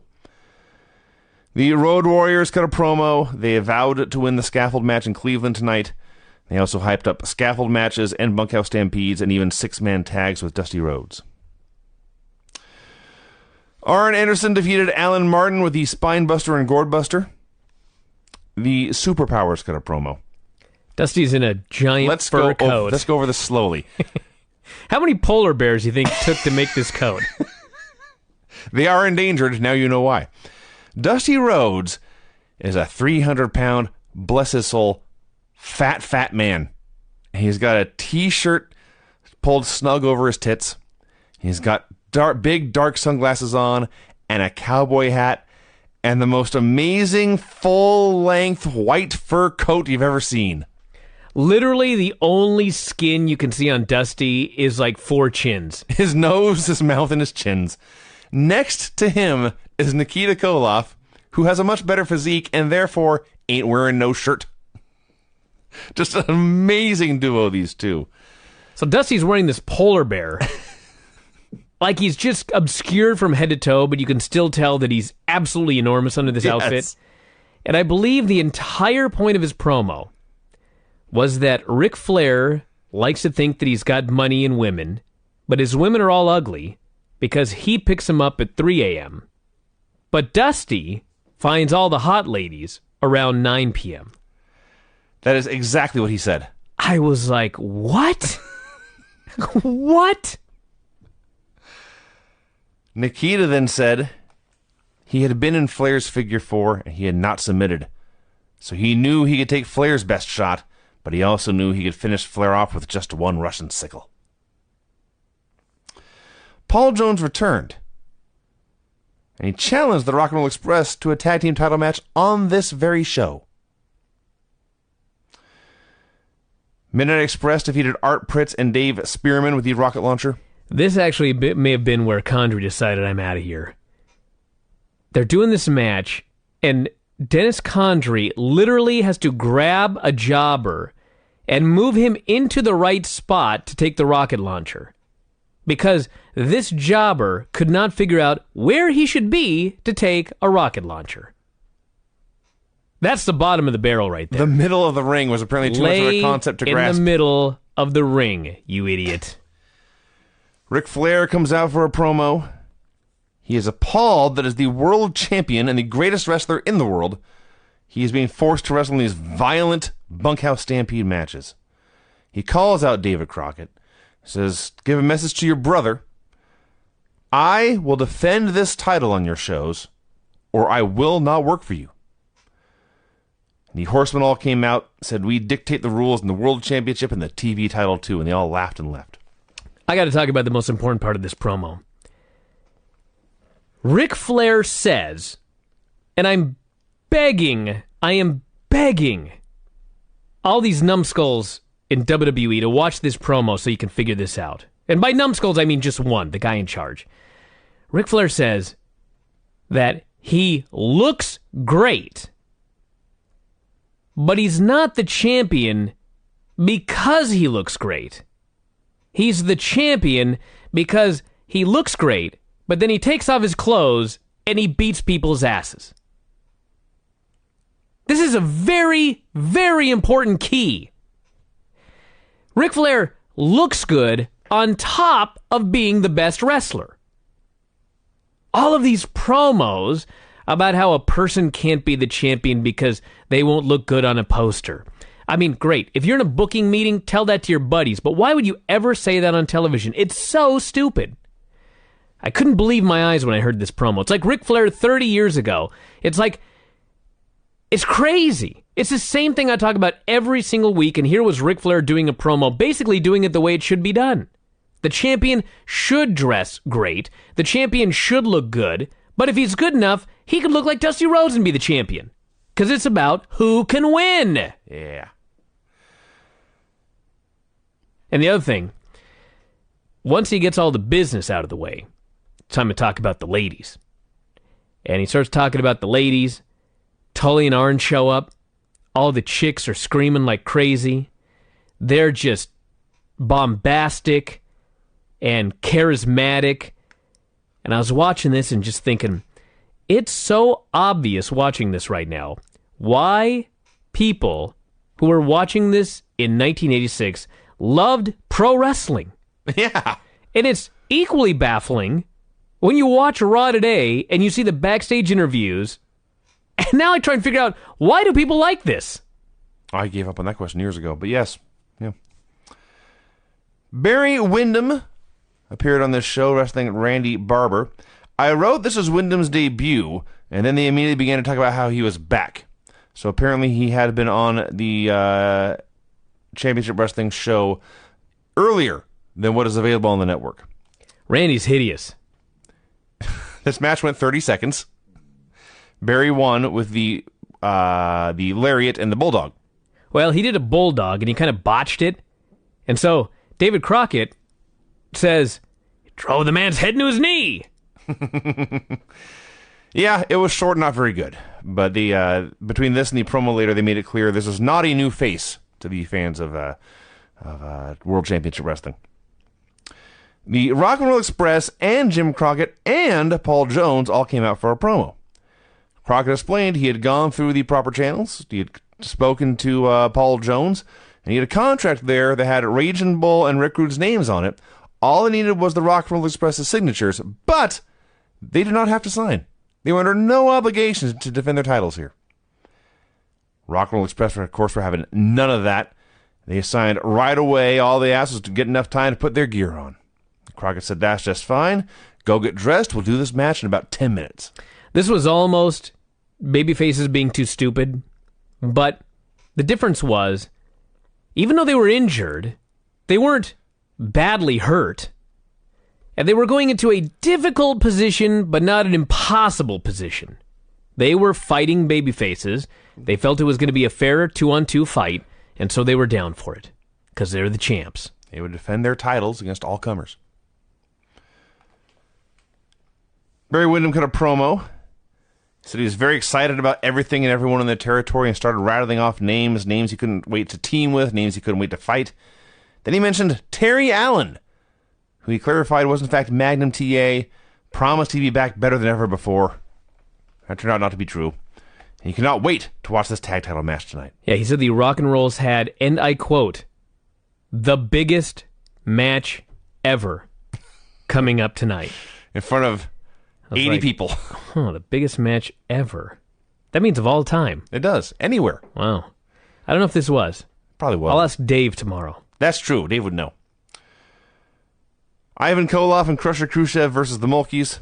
Randy Mulkey aged 100 years since the last show that I saw him on. He looked ancient. And no better or no worse. Russians beat them up for a while and won with the sickle. The Rock and Roll Express versus Raging Bull and Rick Rude for the World Tag Team titles. This was David Crockett at his absolute best. I don't want to disparage the Rock and Roll Express or Raging Bull or Rick Rude. Fine pro wrestlers all. Tremendous wrestlers. The star of this was David Crockett. This was a long fucking match. At least a half hour. That was like, it was probably 35 minutes of the time that we saw. Yeah. But if you add in the commercials, yes, it was probably close to a full hour on television. Probably. It was a little less than an hour. Many commercial breaks. 4, Yes. 5, maybe 6. Now, it never dragged, because these guys were great and knew what they were doing. But that's a long time to be watching anything. And there's only so many hammerlocks you can see before you as a fan might say, wonder who's winning the football game, or something along those lines. But David Crockett would not let you turn the channel. He was hanging on every moment. And this is where it really hit me, compared to the numbskulls on Raw, who sound bored and can't wait for the show to go over and go home. David Crockett was living and dying by every momentum change in this match. You don't say. I'm not sure which one were his best lines. Well, before we get into his lines, I'm going to give the David Crockett criticism first. And there's very little of it. I will not stand for this. I will tell you a little bit. Here's my only criticism. He was at a 100 the whole time. Yes. He didn't start at 50 and build his way up to 100. We were a minute into the match, and he was losing his mind over an arm bar. And then he kept going at the same pace for an hour. Okay, I'm going to defend him here. It would have been a little better to just kind of ramp it up a little bit. Your point about how there should be peaks and valleys is valid. The opening of this match may have been the best part, because the rock and rolls were so great about always being 2 steps ahead of the heels. Not that the heels were incompetent, because every once in a while the heels would do a leapfrog in the corner to avoid a charge, or they'd duck a move, and they'd be showing fight and showing they were competent men. But every time they did, the rock and rolls would just counter their counter and tape back over anyway, and send them clunking into each other like fools. And it was glorious. Now, the most glorious part of David's commentary was not even a line. I'll let you go over some of his best lines in a moment, but... So as noted, David does not like going to commercials. No.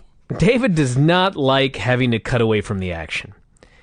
So they're getting the heat on Robert.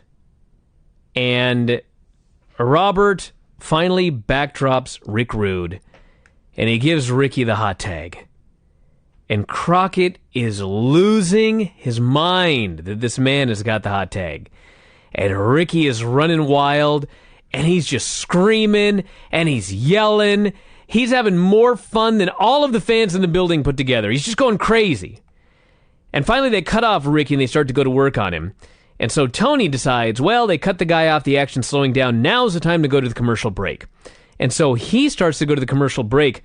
But David, at this point, no longer is trying to stop him.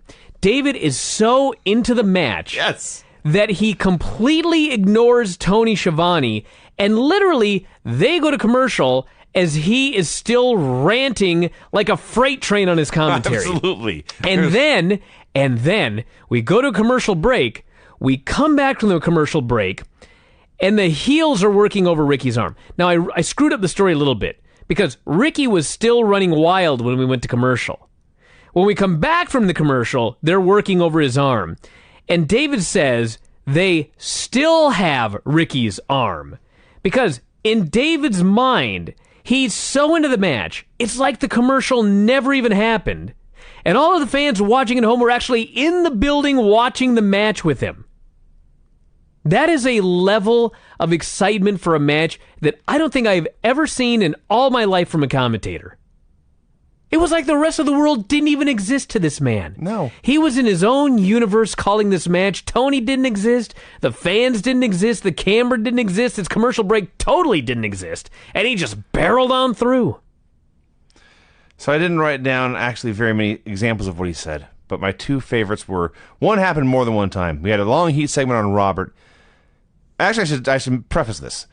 The whole time, the first 5 to 10 minutes when the rock and roll is just kicking all kinds of ass, Crockett he's happy, but he also knows at any minute they could target Ricky's bad arm, and then it's doom. So they ended up cutting off Robert first and working over his leg for a long time. And Ricky gets his comeback, and he's in there running wild, but about 20 seconds in, sure enough, Raging Bull just grabs that bad arm and wails away on it, and boom, heat established again for another 20 minutes. So as they're working on both guys, actually, occasionally they would, after selling a long hold for 3 to 4 minutes, they would fight their way free and crawl to the corner for the tag, but in their delirium, it would be the wrong corner.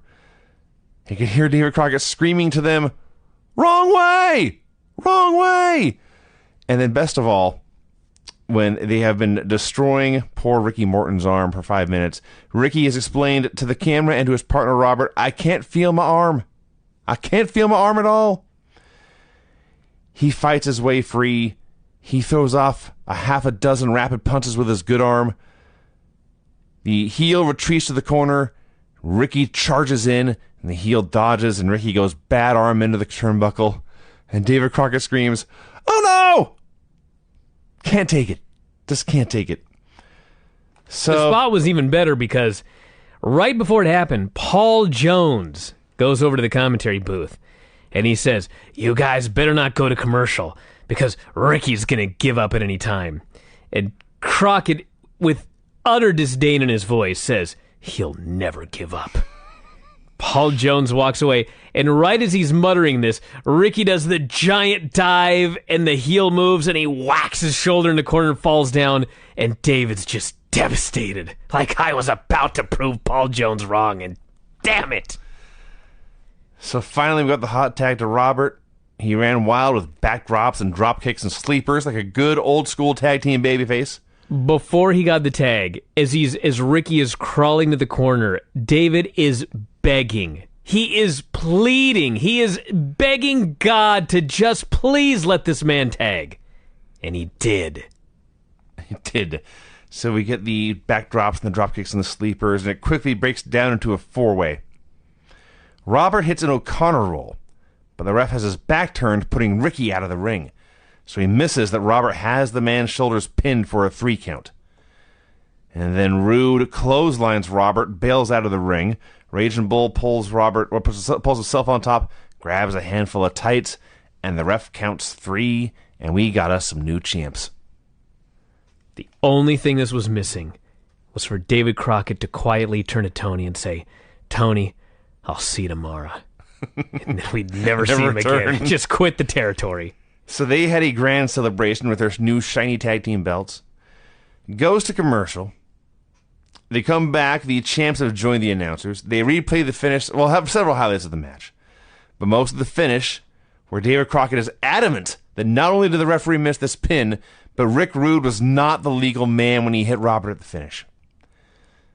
Champs, of course, don't care about this. They're smiling, they're jolly, they're exhausted, but they're happy. They say, it doesn't matter how it got done. The point is it got done. We are the tag team champions. We're so happy. We hope all you fans at home are happy. We wish you all a Merry Christmas. And in this melee, I suspect this was an accident, but if you try to do it, it couldn't have been done any better. Raging Bull turns to his left really fast, and he bumps Paul Jones' hat.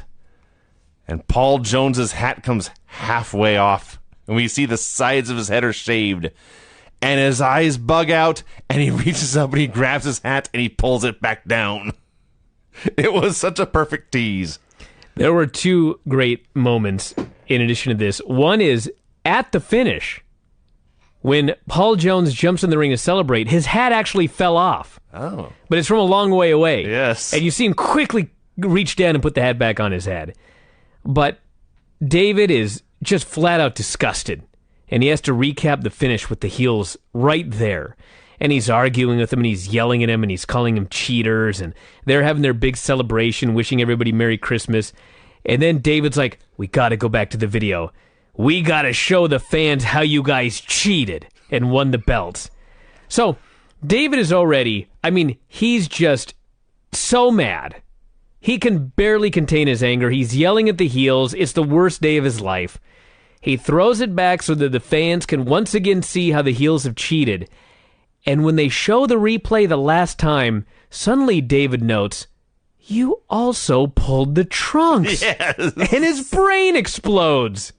You not only had the illegal man clothesline the guy and reverse the cradle, but you pulled the tight. He's never seen anything so diabolical in his whole life. I can't believe he came back. So as the fans are chanting, "Take the belts away! Take the belts away!" Rick Rude explains, quote, "The rock and rolls can strut and stroll, but the awesome twosome is just too gruesome." He was so great. God, Rick Rude was great. He was the man. And that was it. This show was a hell of a show was right awesome. This show was so Both these shows awesome. actually in different ways. Yeah, this one was way better. Well, it was. God, everybody should watch this show. Like, if you're listening to this and you're just so sick of Raw, or you know what? If you love SmackDown, you should watch this show. Yeah. It's kind of just like SmackDown, but better. Way better. I assume. I have only watched like 3 SmackDowns this year. This was better than SmackDown. Yeah. God, it was so good. Great interviews, great wrestling, great angles, great heels, great baby faces. Characters, yes. God, it was awesome. And it's all hyping up the Stampede.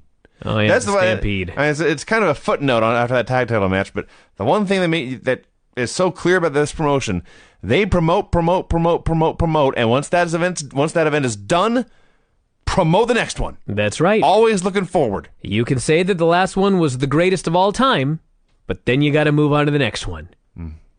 It's amazing when I think that TLC is Sunday. It's like, Sunday? Oh, my God. Yeah. Well, we got one show. Good luck. I mean, they've been building up the matches, but it just seems too soon. Anyways, Paul Jones says, Merry Christmas, everybody. That's right. Yeah, we're going to wrap this up. It's only November 27th, but... At the one and only. Woo! Shall we begin? Sure. NWA Championship Wrestling, December 13th, 1986. The announcers announced that Barry Windham and Ron Garvin had defeated the Russians to win the U.S. Tag Team titles. This led to the Rock and Roll Express versus Brody Chase and Tony Zane. And Tony Zane is the first guy we're going to have to talk about tonight in what became a long parade of just amazing, breathtaking jobbers. Do you realize how long we have been reviewing NWA World Championship Wrestling Saturday Night 605? We have been talking about these jobbers for years now. And you always think this has got to be the peak. Nobody could, coincidentally, out-peak Lee Peak. Sure. But you know what? Every single week. And this show, there were new jobbers. Oh. This was the Christmas gift that kept on giving the show. Can we talk about Tony Zane? Let's just start at the beginning. I think we should. They're announcing the match, and as the Rock and Roll Express is heading to the ring, Tony Zane, who is in the ring, turns and looks over the ropes at the camera. Okay, you're already underselling this. He's standing there in his track jacket, athletic warm-up gear. He's flaring his fake lats.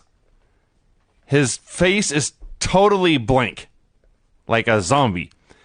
And he only moves at the waist. So when he looks to the left, he doesn't turn his head.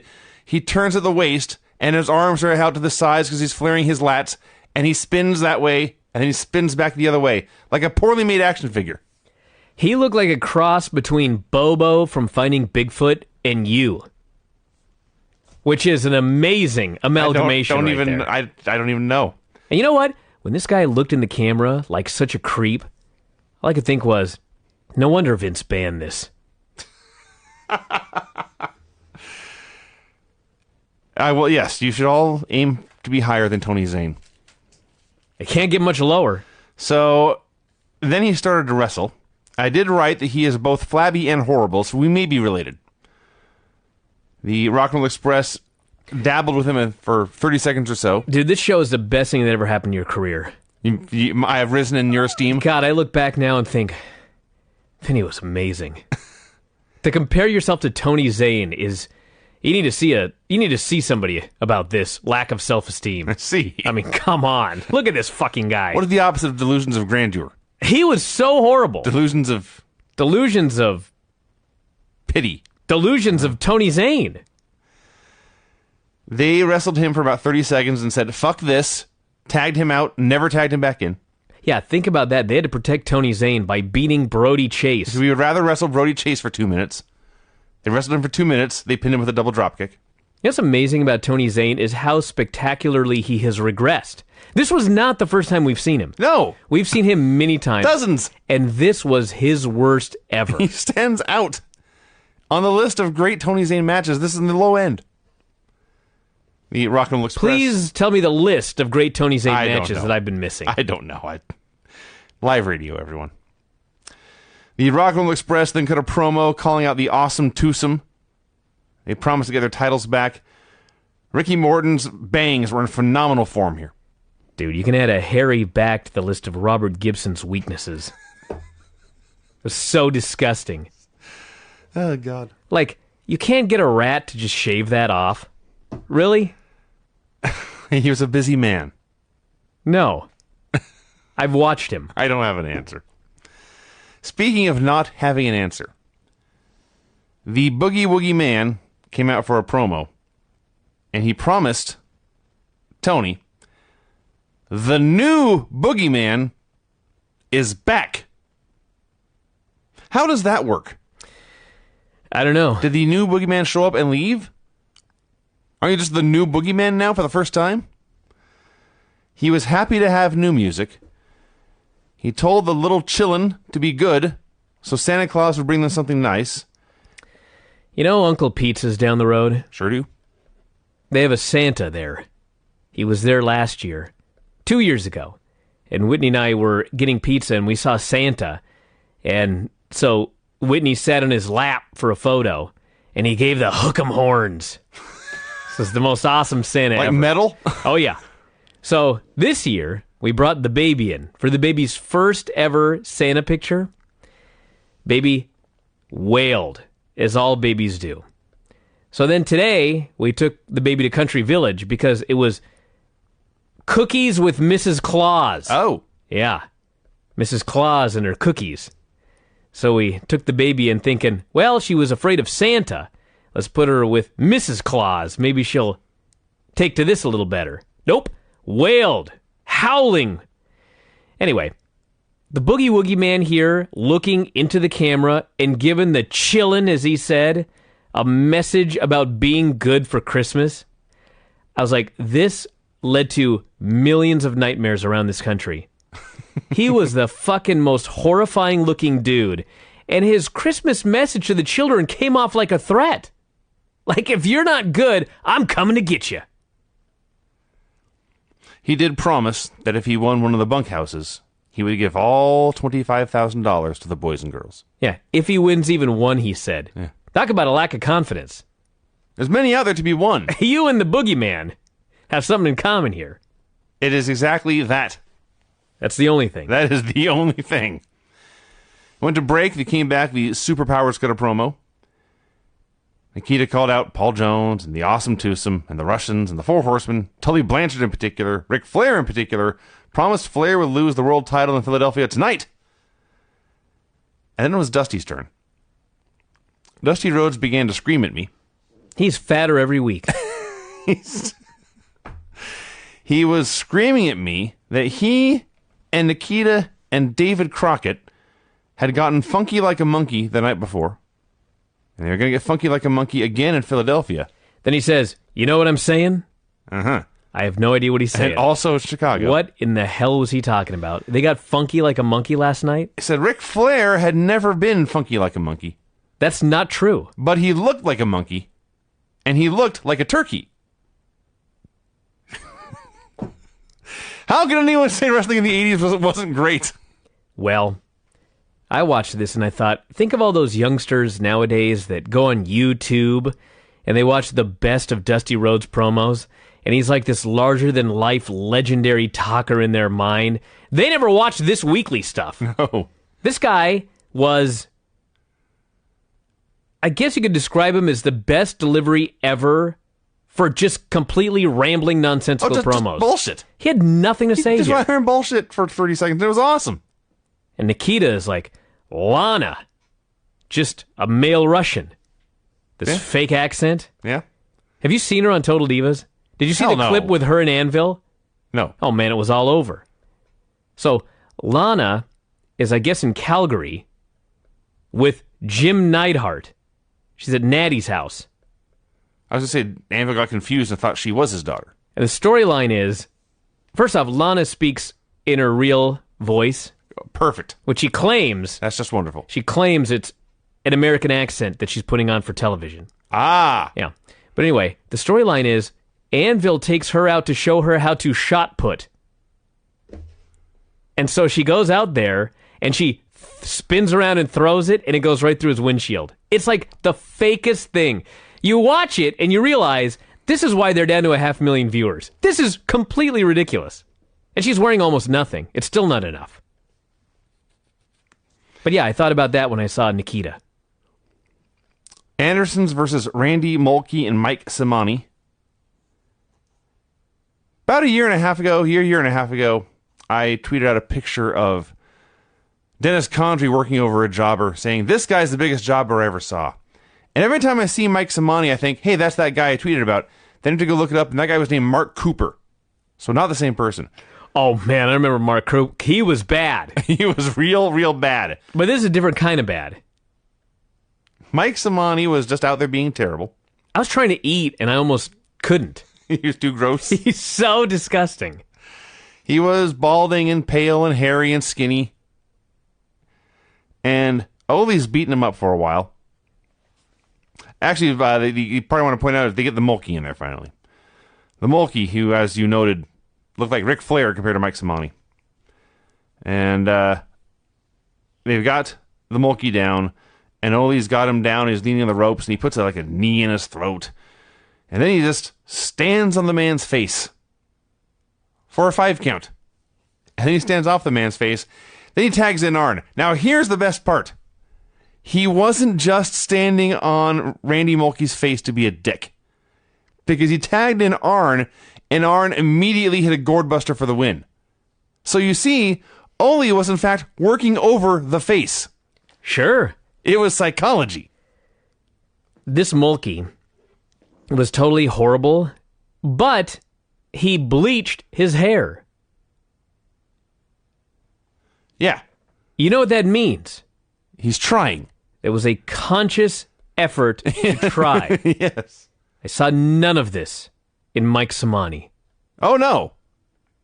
He was as hideous as they come. If only Granny could see Mike Simani. Oh, we got to get her to watch one of these. She buried James Ellsworth. This exact episode we have to get her to watch. J.J. Dillon and Tully Blanchard cut a promo. It is the Christmas season, so Dillon's out there in this Christmas green blazer. He runs down Nikita for a while, and Tully says to be a horseman, or excuse me, being a horseman and being a champion makes you great. Be honest, they didn't have much to say. They didn't need to say anything because they had a match. They had a Mulkey. Bill Mulkey. Bill Mulkey. This was a Mulkey that appeared near death. I'm remembering this now. This is the best match I ever saw in my life. This was unbelievable. Let me at least just talk about the first part. So they're in the ring together. This Mulkey looks like he's got hours left to live. And Tully...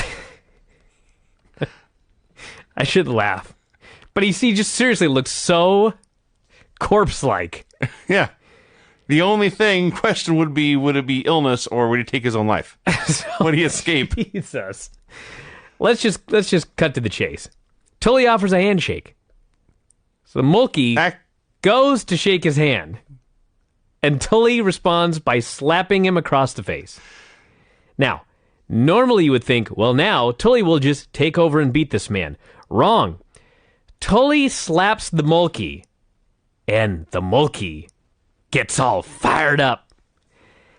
And the Mulkey is all uppity and stalking Tully Blanchard, and he's angrily throwing these horrible punches. And Blanchard is backing up, and he's bobbing and weaving. He's playing Apollo Creed. He's made this Mulkey mad. Yeah.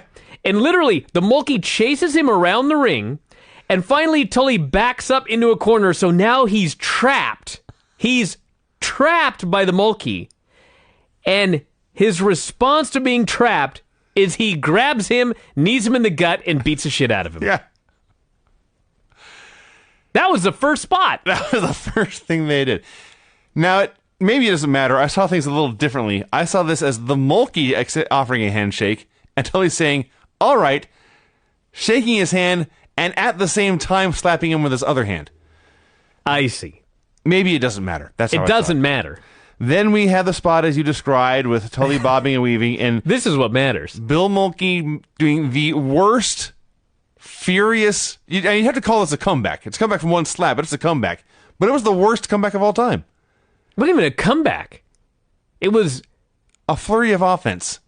He just threw 24 of the worst strikes you ever saw, none of which would have hit their target anyway, but Tully was also ducking and dodging to make him look even worse. I just watched this Mulkey's fired up behavior, and I thought, you would never win any fight. No. Against anyone. Any fan. Ever. No. Vinny would beat your ass. There's nobody. I can't think of one person on the earth that the Mulkey could beat when I watched him here. So, then, as you noted, they go to the corner. Tully cuts him off for a bit. About a minute later... He couldn't beat Mike Simani. No. About a minute later, Tully actually gave him some offense. I said, I will take some shots from this man. So Bill Mulkey, given a chance to throw 4 to 6 strikes, decided to go all Superman punch all the time. Superman punch to the face, Superman punch to the face, Superman punch to the belly, Superman punch to the face. Tully absorbed these. I can't see he sold them, but he allowed them to hit, and then he put a stop to it quickly, beat him up for a while. It was the same thing. It was, he took a shot, he took a shot, he took a shot, he took a shot, and then he kneed him in the gut and just beat his ass again. Yes. So as he's beating him up for a while, we have the crowd chanting such heinous things as, JJ's a wimp, and go home, JJ. I miss the 1980s so much. Okay, here's the finish. This is a thing of beauty. The Mulkey's dead. Tully's dropping elbows on him. He drops an elbow, and he stands up, and he drops a second elbow. And Tully gets up, and he hesitates, and he goes to drop a third elbow, and the Mulkey dodges. So Tully misses the elbow. This only serves to fire Tully up. He's pissed at himself now. He jumps up, he makes his comeback, and hits a slingshot suplex and wins. 4.25 stars! Tully needs to go in the Hall of Fame for this performance. This is so wonderful. It was awesome. We saw the clips of Garvin and Wyndham winning the U.S. tag belts. So the Russians used a chain on Garvin behind the ref's back, but when they went to hit Barry with the chain, he avoided it, hit a sunset flip for the win. Tim Horner versus Vernon Deaton. I'd like to add that Tim Horner's nickname is White Lightning. More like White Lightning? More like white paint drying. It kind of rhymes. This is so bad. We had somebody chanting, "Come on, Timothy." Timothy Horner. Yeah. White Lightning. He showed a young lady in the crowd, identified her as Dolores Wadsworth. When they read her name, she did an epic facepalm when she realized she was on camera, because some things never change. David Crockett's there talking about the holiday season because it is December of 1986. He gives this speech about the United States. I actually thought he might cry. A very sensitive babyface patriot, this That's right. David Crockett. And then what really made me sad was he's so busy talking about the country and whatever else he's rambling about that White Lightning puts a sugar hold on Vernon Deaton. And David Crockett doesn't even notice. I was so angry. It's like he missed the Rock and Roll's double drop kick. So, we had a Terra Stories graphic on the screen here that just let us know other places Tim Horner had worked. So he's doing arm bars and arm drags. White Lightning. And hammer locks. I was not aware David Crockett was capable of being bored. But David Crockett was bored here. And he does his Patriot speech about wishing well to all those troops around the world on this holiday. And he talks about how dangerous these arm bars and arm drags are. And then there's a pause. And he explains calmly, with little emotion, Tim is a quick, fast wrestler. But he is also a cautious wrestler. That is the nicest way to call someone boring I've ever heard. You got to be really cautious when you're in the ring there with Vernon Deaton. Can't afford to make a mistake. Eventually, Horner won with a bridging O'Connor roll. This was the longest 3 minutes of my life. Ric Flair then came out in a fur coat for a promo. What was he wearing? That's as far as I got. It's rare that I see something about Ric Flair that I'm taken aback by. But this black fur coat was one of those things. There are some women watching him from the crowd with what I can only describe as hungry eyes. Well, hey, they're in. It's their lucky day. Yeah, because Ric Flair that feeds into this. Yes, he did a 1986 version of a booty call. Basically, when when you are Ric Flair, I want all 18 to 27-year-olds to the top of the hotel in Chicago for what he described as a potluck and smorgasbord. The Hyatt Regency. He named the hotel. Oh. Presumably there'd be someone there checking the women who showed up to make sure they met Flair's requirements. Yes. He also said that Nikita and the Road Warriors, as one of his girlfriends pointed out, usually guys who have big arms and big chests and big necks, they're small everywhere else. You know what he meant. All I know is only Ric Flair could get away with making fun of the Road Warriors and Nikita Koloff for being too muscular. Yeah. You guys have too good of bodies. You're way too big and strong. That's your weakness. Exactly. Jim Cornette came out for a promo, his first appearance since falling off the scaffold. He said he'd been thinking all about the Road Warriors and Paul Ellering day and night as they put the breathing mask on him in the hospital. He did his rehab. Every time he took a step and a shot of pain shot up his leg, he thought about the Road Warriors and Paul Ellering. Says one of these days we're going to get you guys up on a scaffold and throw you guys off. If we don't get you there, they're doing these bunkhouses all over the place. People are getting hurt left and right, he notes, and you guys are going to be next. And he brings out the Midnight Express. It was the Midnight Express versus Rocky King and George South. Things you will see when watching 1980s wrestling that would not fly in 2016. Bobby Eaton was so disgusted to be wrestling a black man.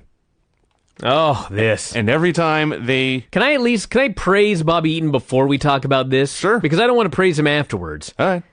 Bobby Eaton was such a great wrestler. I realize this is not breaking news, but this guy was every bit as good as Shawn Michaels. Pretty much. In fact, when you watch Bobby Eaton, this is what Shawn Michaels became. Like, Bobby Eaton came first, and then this young fella named Shawn Michaels must have been watching just Bobby Eaton tape after Bobby Eaton tape, because they moved exactly the same. And obviously, Shawn Michaels was in better shape, and he did far more extraordinary things. Actually, I can't even say if he took bigger bumps. It was different. Different bumps. Yeah. He was obviously a different promo and different character and that sort of thing. But as far as just like the way they moved and the way they worked is extraordinarily similar. Mm-hmm. And nobody works and moves like this nowadays. No. They just don't. No. God, he was so good. But then... Well, it was actually first. He made, what he did was he locked up with Rocky King, and the ref separated them, and then Eaton looked at his hands in disgust and wiped them on the mat. They locked Can up you imagine? one more time, and Eaton again looked at his hands like he was wiping his fingers on the ropes. Yeah, this happened. Now, I will say that, I don't know if you can say this in defense. He did this stupid, quote-unquote joke at the beginning, then dropped it, and they just did a wrestling match after that. Yes. I thought it was a good match. It did go a long time. It went very long for a squash, through a commercial, then several minutes afterwards. Cornette noted that King and South had actually been on a successful tour of Central States, beating people up, but here's my guys beating them up. The best part is, they get the heat on King for a while, and they build up to what would be in a normal match a hot tag. And George South gets the hot tag, and he runs in, and 5 seconds later, they are pinning him after hitting a demolition decapitation. And there you go. And then Cornette cut another promo, said basically the same stuff. His men were going to get revenge for him. Condrey was so ugly. It's just the best. Every week I look at him and I'm more impressed with how ugly he is. He's a great heel. So they go to break, they come back, and here's the Road Warriors. The guys, the Midnight Express, has just been threatening to beat up for like 15 minutes straight because Cornette was doing commentary while the Express were wrestling. And the Road Warriors come out to wrestle Clement Fields and Kent Glover. And they kill these fuckers and hit a standing clothesline and win in 20 seconds. Not a running clothesline out of the corner like a sickle or a short arm clothesline like the Rainmaker. Nope. Hawk just picks a guy up, clotheslines him, pins him. Yeah. Done. What I didn't like in this match was Animal almost killed Clement Fields with a power slam. It's one of those moves where when you're going to power slam a guy, it's like you pick him up and you turn him over and you deposit him on the mat and then you cover him. Animal did half the move. He picked him up and he started rotating, and then he just stopped doing the move. And the guy just went ass over tea kettle, landed nearly on his head and almost died. I hate those moves where guys start a move, but then stop halfway through and the other guy's responsible for not dying.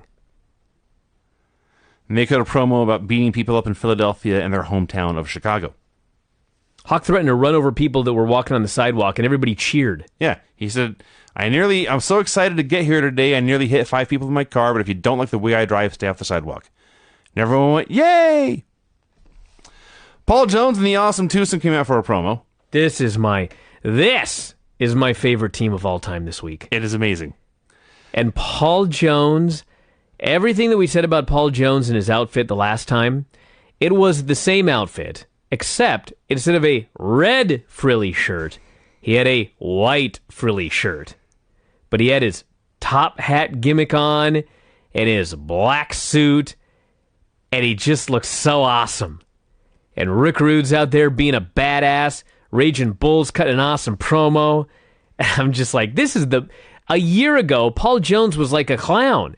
Now, he's a badass with a badass crew that are the champions, and it's the best act ever.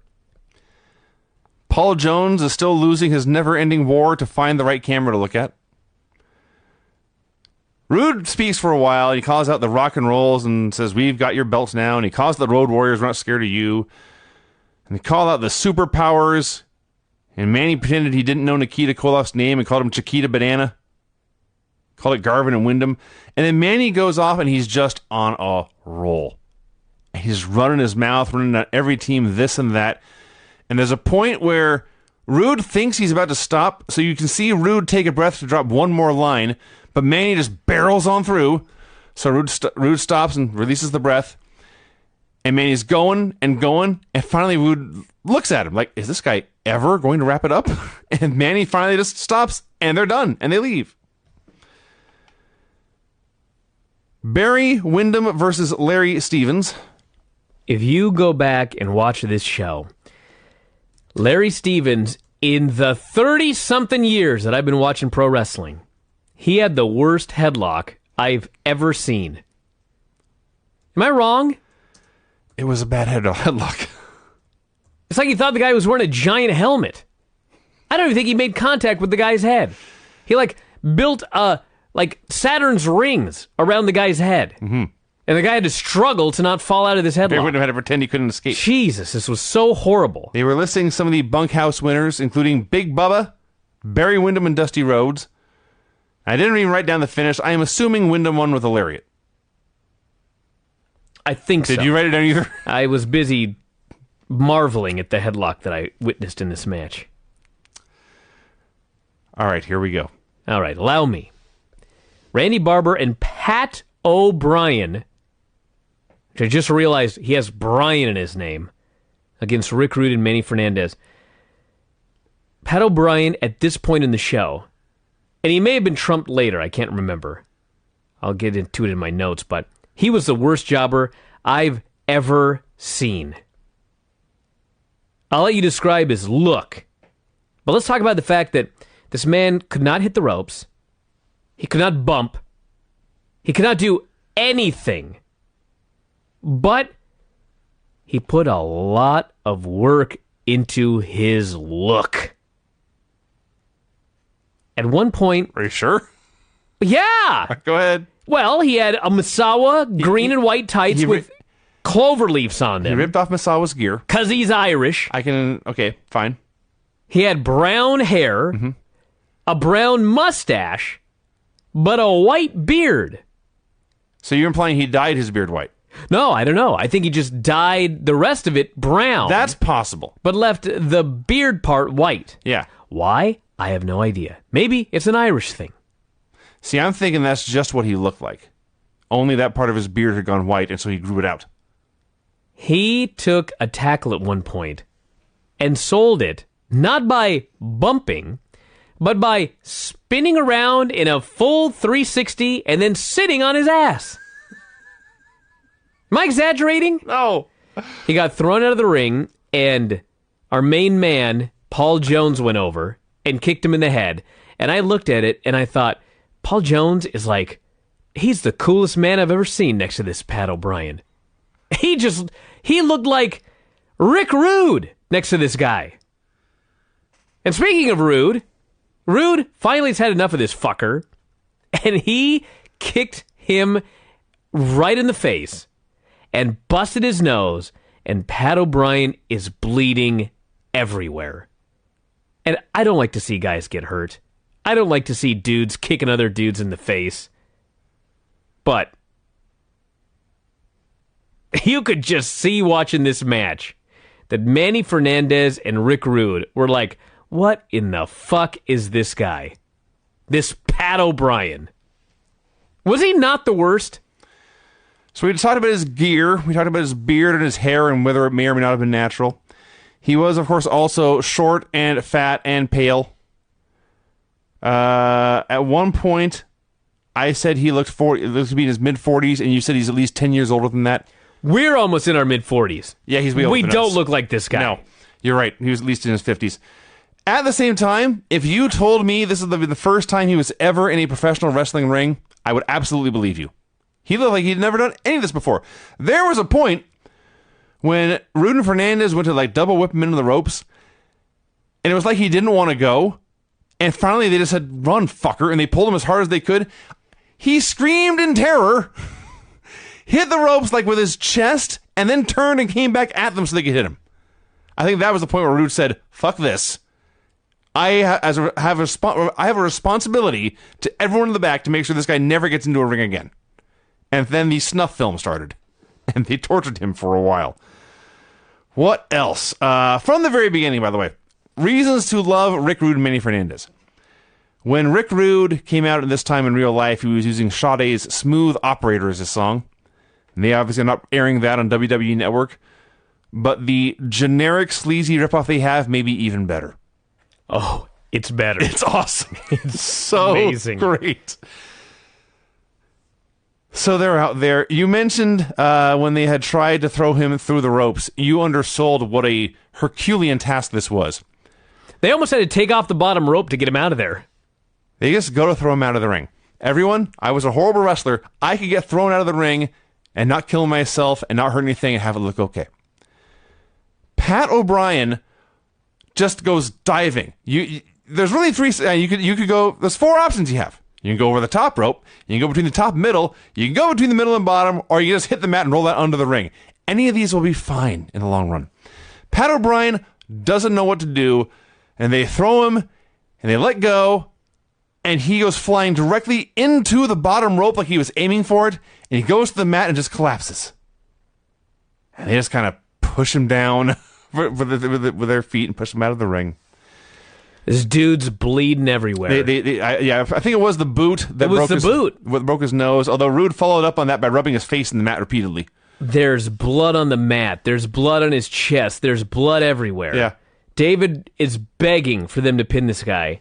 And so Manny goes for the flying burrito, and Manny throws this guy into the ropes, and he runs at him, and he just leaps into the air, full force, and he just body checks this guy. Yes. So hard that Manny Fernandez spins in almost a full circle, and he hits the mat, and he comes up, and his chest is just covered with blood because he body checked this guy right in the bloody face. Yeah.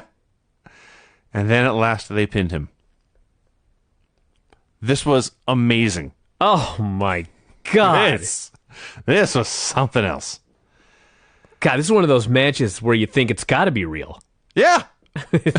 I mean, maybe the rest of it's fake, but this one's real. That was, I assure you. They found by a the guy. end of that was real. They beat the shit out of him. So Wyndham then comes out to cut a promo on the champs, saying there's no call for what he has just seen in the ring.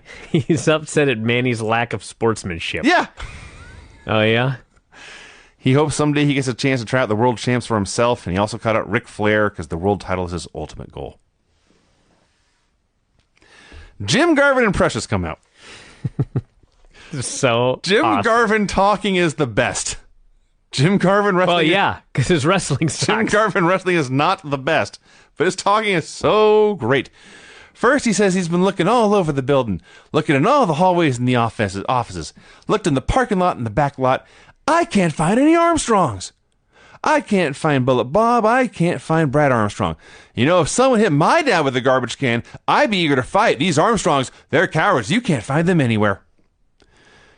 And I want to talk about Dusty Rhodes. Dusty Rhodes comes out here chewing gum on television.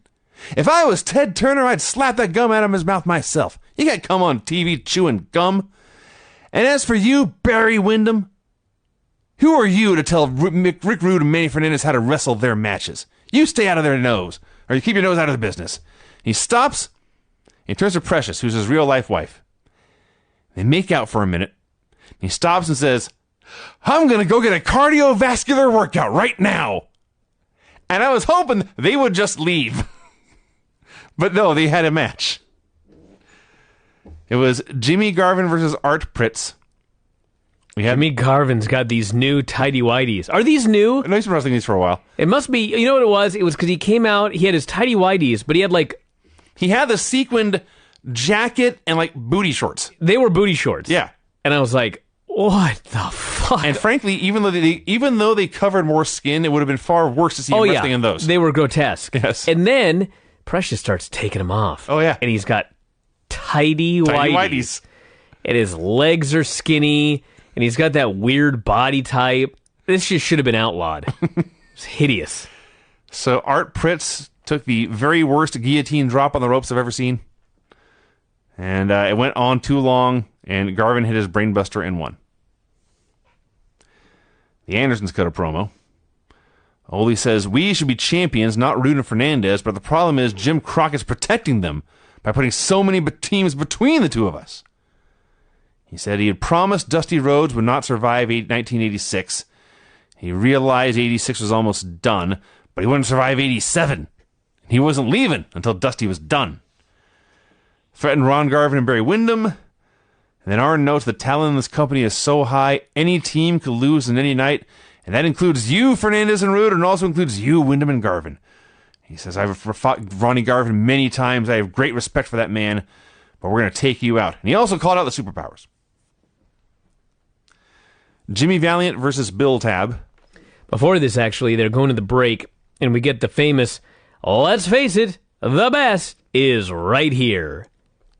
And on the screen is Jimmy Garvin. Yeah, the best. The best in the world. So, Jimmy Valiant versus Bill Tab. We did not get an entrance for Jimmy, so whatever his new music was, it must have been impossible to edit out and put in new songs. They just cut it entirely. He also had dollar signs all over his gear, because apparently he has sold out. And strangest of all, as you noted, it appeared he had put a brick in the middle of his back and then gone into the tanning bed. It was very weird. Just a random pale triangle in the middle of his back, or rectangle. Rectangle, yeah. I can imagine, like, Jimmy just, falling asleep outside on his belly in the sun. Yeah. And as a rib, someone just coming by and put a brick on his back. It must have happened. I'm sure that had to have happened. I can't think of another thing. He did his horrible offense and won with the elbow. The Rock and Roll Express came back for another promo. At some point in the last hour, Ricky had his hair done, so his bangs weren't quite so obvious. They were upset at the Awesome Twosome for being bullies. And that was that. Our last match, the main event. Barbarian versus Robert Burrows. This guy. I'd almost have to go back and watch again and find out if Robert Burrows was really, honestly, worse than Pat O'Brien. It's a tough call. I think he had a worse look. Oh, that's for sure. He was a tall guy, but he looked like the weeniest history teacher you ever had in middle school. He kind of looked like I don't know how to describe it. He doesn't really look like... He had a mustache. He had that horrible mustache from the 80s. And that horrible 80s haircut. Just a short haircut. Pale. The baby blue tights. Baby blue tights over his so skinny fat body. You know what? This guy was worse. Because not only did he look horrible, and he was a horrible worker, but he also was absolutely scared to death. And he did the same Pat O'Brien deal where he could not take a bump. He would get hit, and he would stand bolt upright, spin in a full circle like he was on a pedestal, and then sit on his ass and roll to his back. He was horrible. Yeah. Pat O'Brien, it may have just been the match was longer, too. I think part of the problem was I was busy looking at the giant television camera that looked like an AT-AT outside. What's the television fucking camera? gigantic. Bigger than your house. It literally, like in Star Wars, those, what were the guns where they, like, come out of the top of the thing? Or they come out of the bottom of, like, the Millennium Falcon, there'd be, like, a gun or something like that. A turret. Yeah, a turret! There's a fucking giant turret there filming this show. Look at Dalek. It's Doctor Who reference. Anyway, yeah. So, anyway, Barbarian killed Robert Burrows forever. It was not as spectacular or as funny as Pat O'Brien. Hey, you want to know why? Because Barbarian was just tolerating this guy. Yes. Rick Rude was like, I'm going to kill you. Mm-hmm. You suck so bad, I never want to see you again. Barbarian was just like, yeah, this guy's terrible. I'll just like part of me keep doing stuff. Part of me should be angry that Rick Rude was so blatantly taking liberties here, but I just enjoyed it so much I can't. And if that makes me a bad person, then I am a bad person. Well, you know, with the Rick Rude match, you could almost defend it because, except for the kick right to the face breaking his nose, because the whole thing was always, you can hit the guy really hard in a safe place. There was nothing else they did that was going to hurt him. No. You know, they didn't drop it on his head. No, they weren't trying to kill the guy or maim him, but he did boot him right in the face and break his nose. That was going a little too far. But God, that guy was so horrible in that match. Anyway, Barbarian beat up Burroughs, won with a headbutt. Horsemen came out for one last promo, all 5 of them. It was literally a promo designed for them to tell you how awesome they were. Yeah. That's all it was. Yes, as promos should be. And then Flair sent out one more booty call. Yeah. And the closest thing they had to a point was just for Arn to say, I have to admit, only myself feel a little naked here because you 2 horsemen have championship belts and we do not. But I assure you, one way or another, we're going to get some gold. And other than that, it was just Flair being crazy. He should have said one way or the other, we're going to get some. I guess so. Well, they were horsemen. They did. Yeah. That went without saying. The best part of this, as Flair is going crazy and screaming about Chicago and Philadelphia and Dusty Rhodes and the Road Warriors and all the women, the best part of it, and this is what wrestling needs back, is one heel, especially a heel, going crazy about what they're going to do, and another guy to stand next to him, hold his belt, smile, and go, ha ha ha ha. That's a great heel team. It needs to come back. Yeah. It never will. I love this show. Everybody has to hate each other nowadays. Best show ever. Yes. Yes. Even the heels who pretend like they're best friends, the gimmick is they secretly hate each other. Exactly. These guys, legit, they love each other. They share their women. They have booty calls and smorgasbords. Absolutely.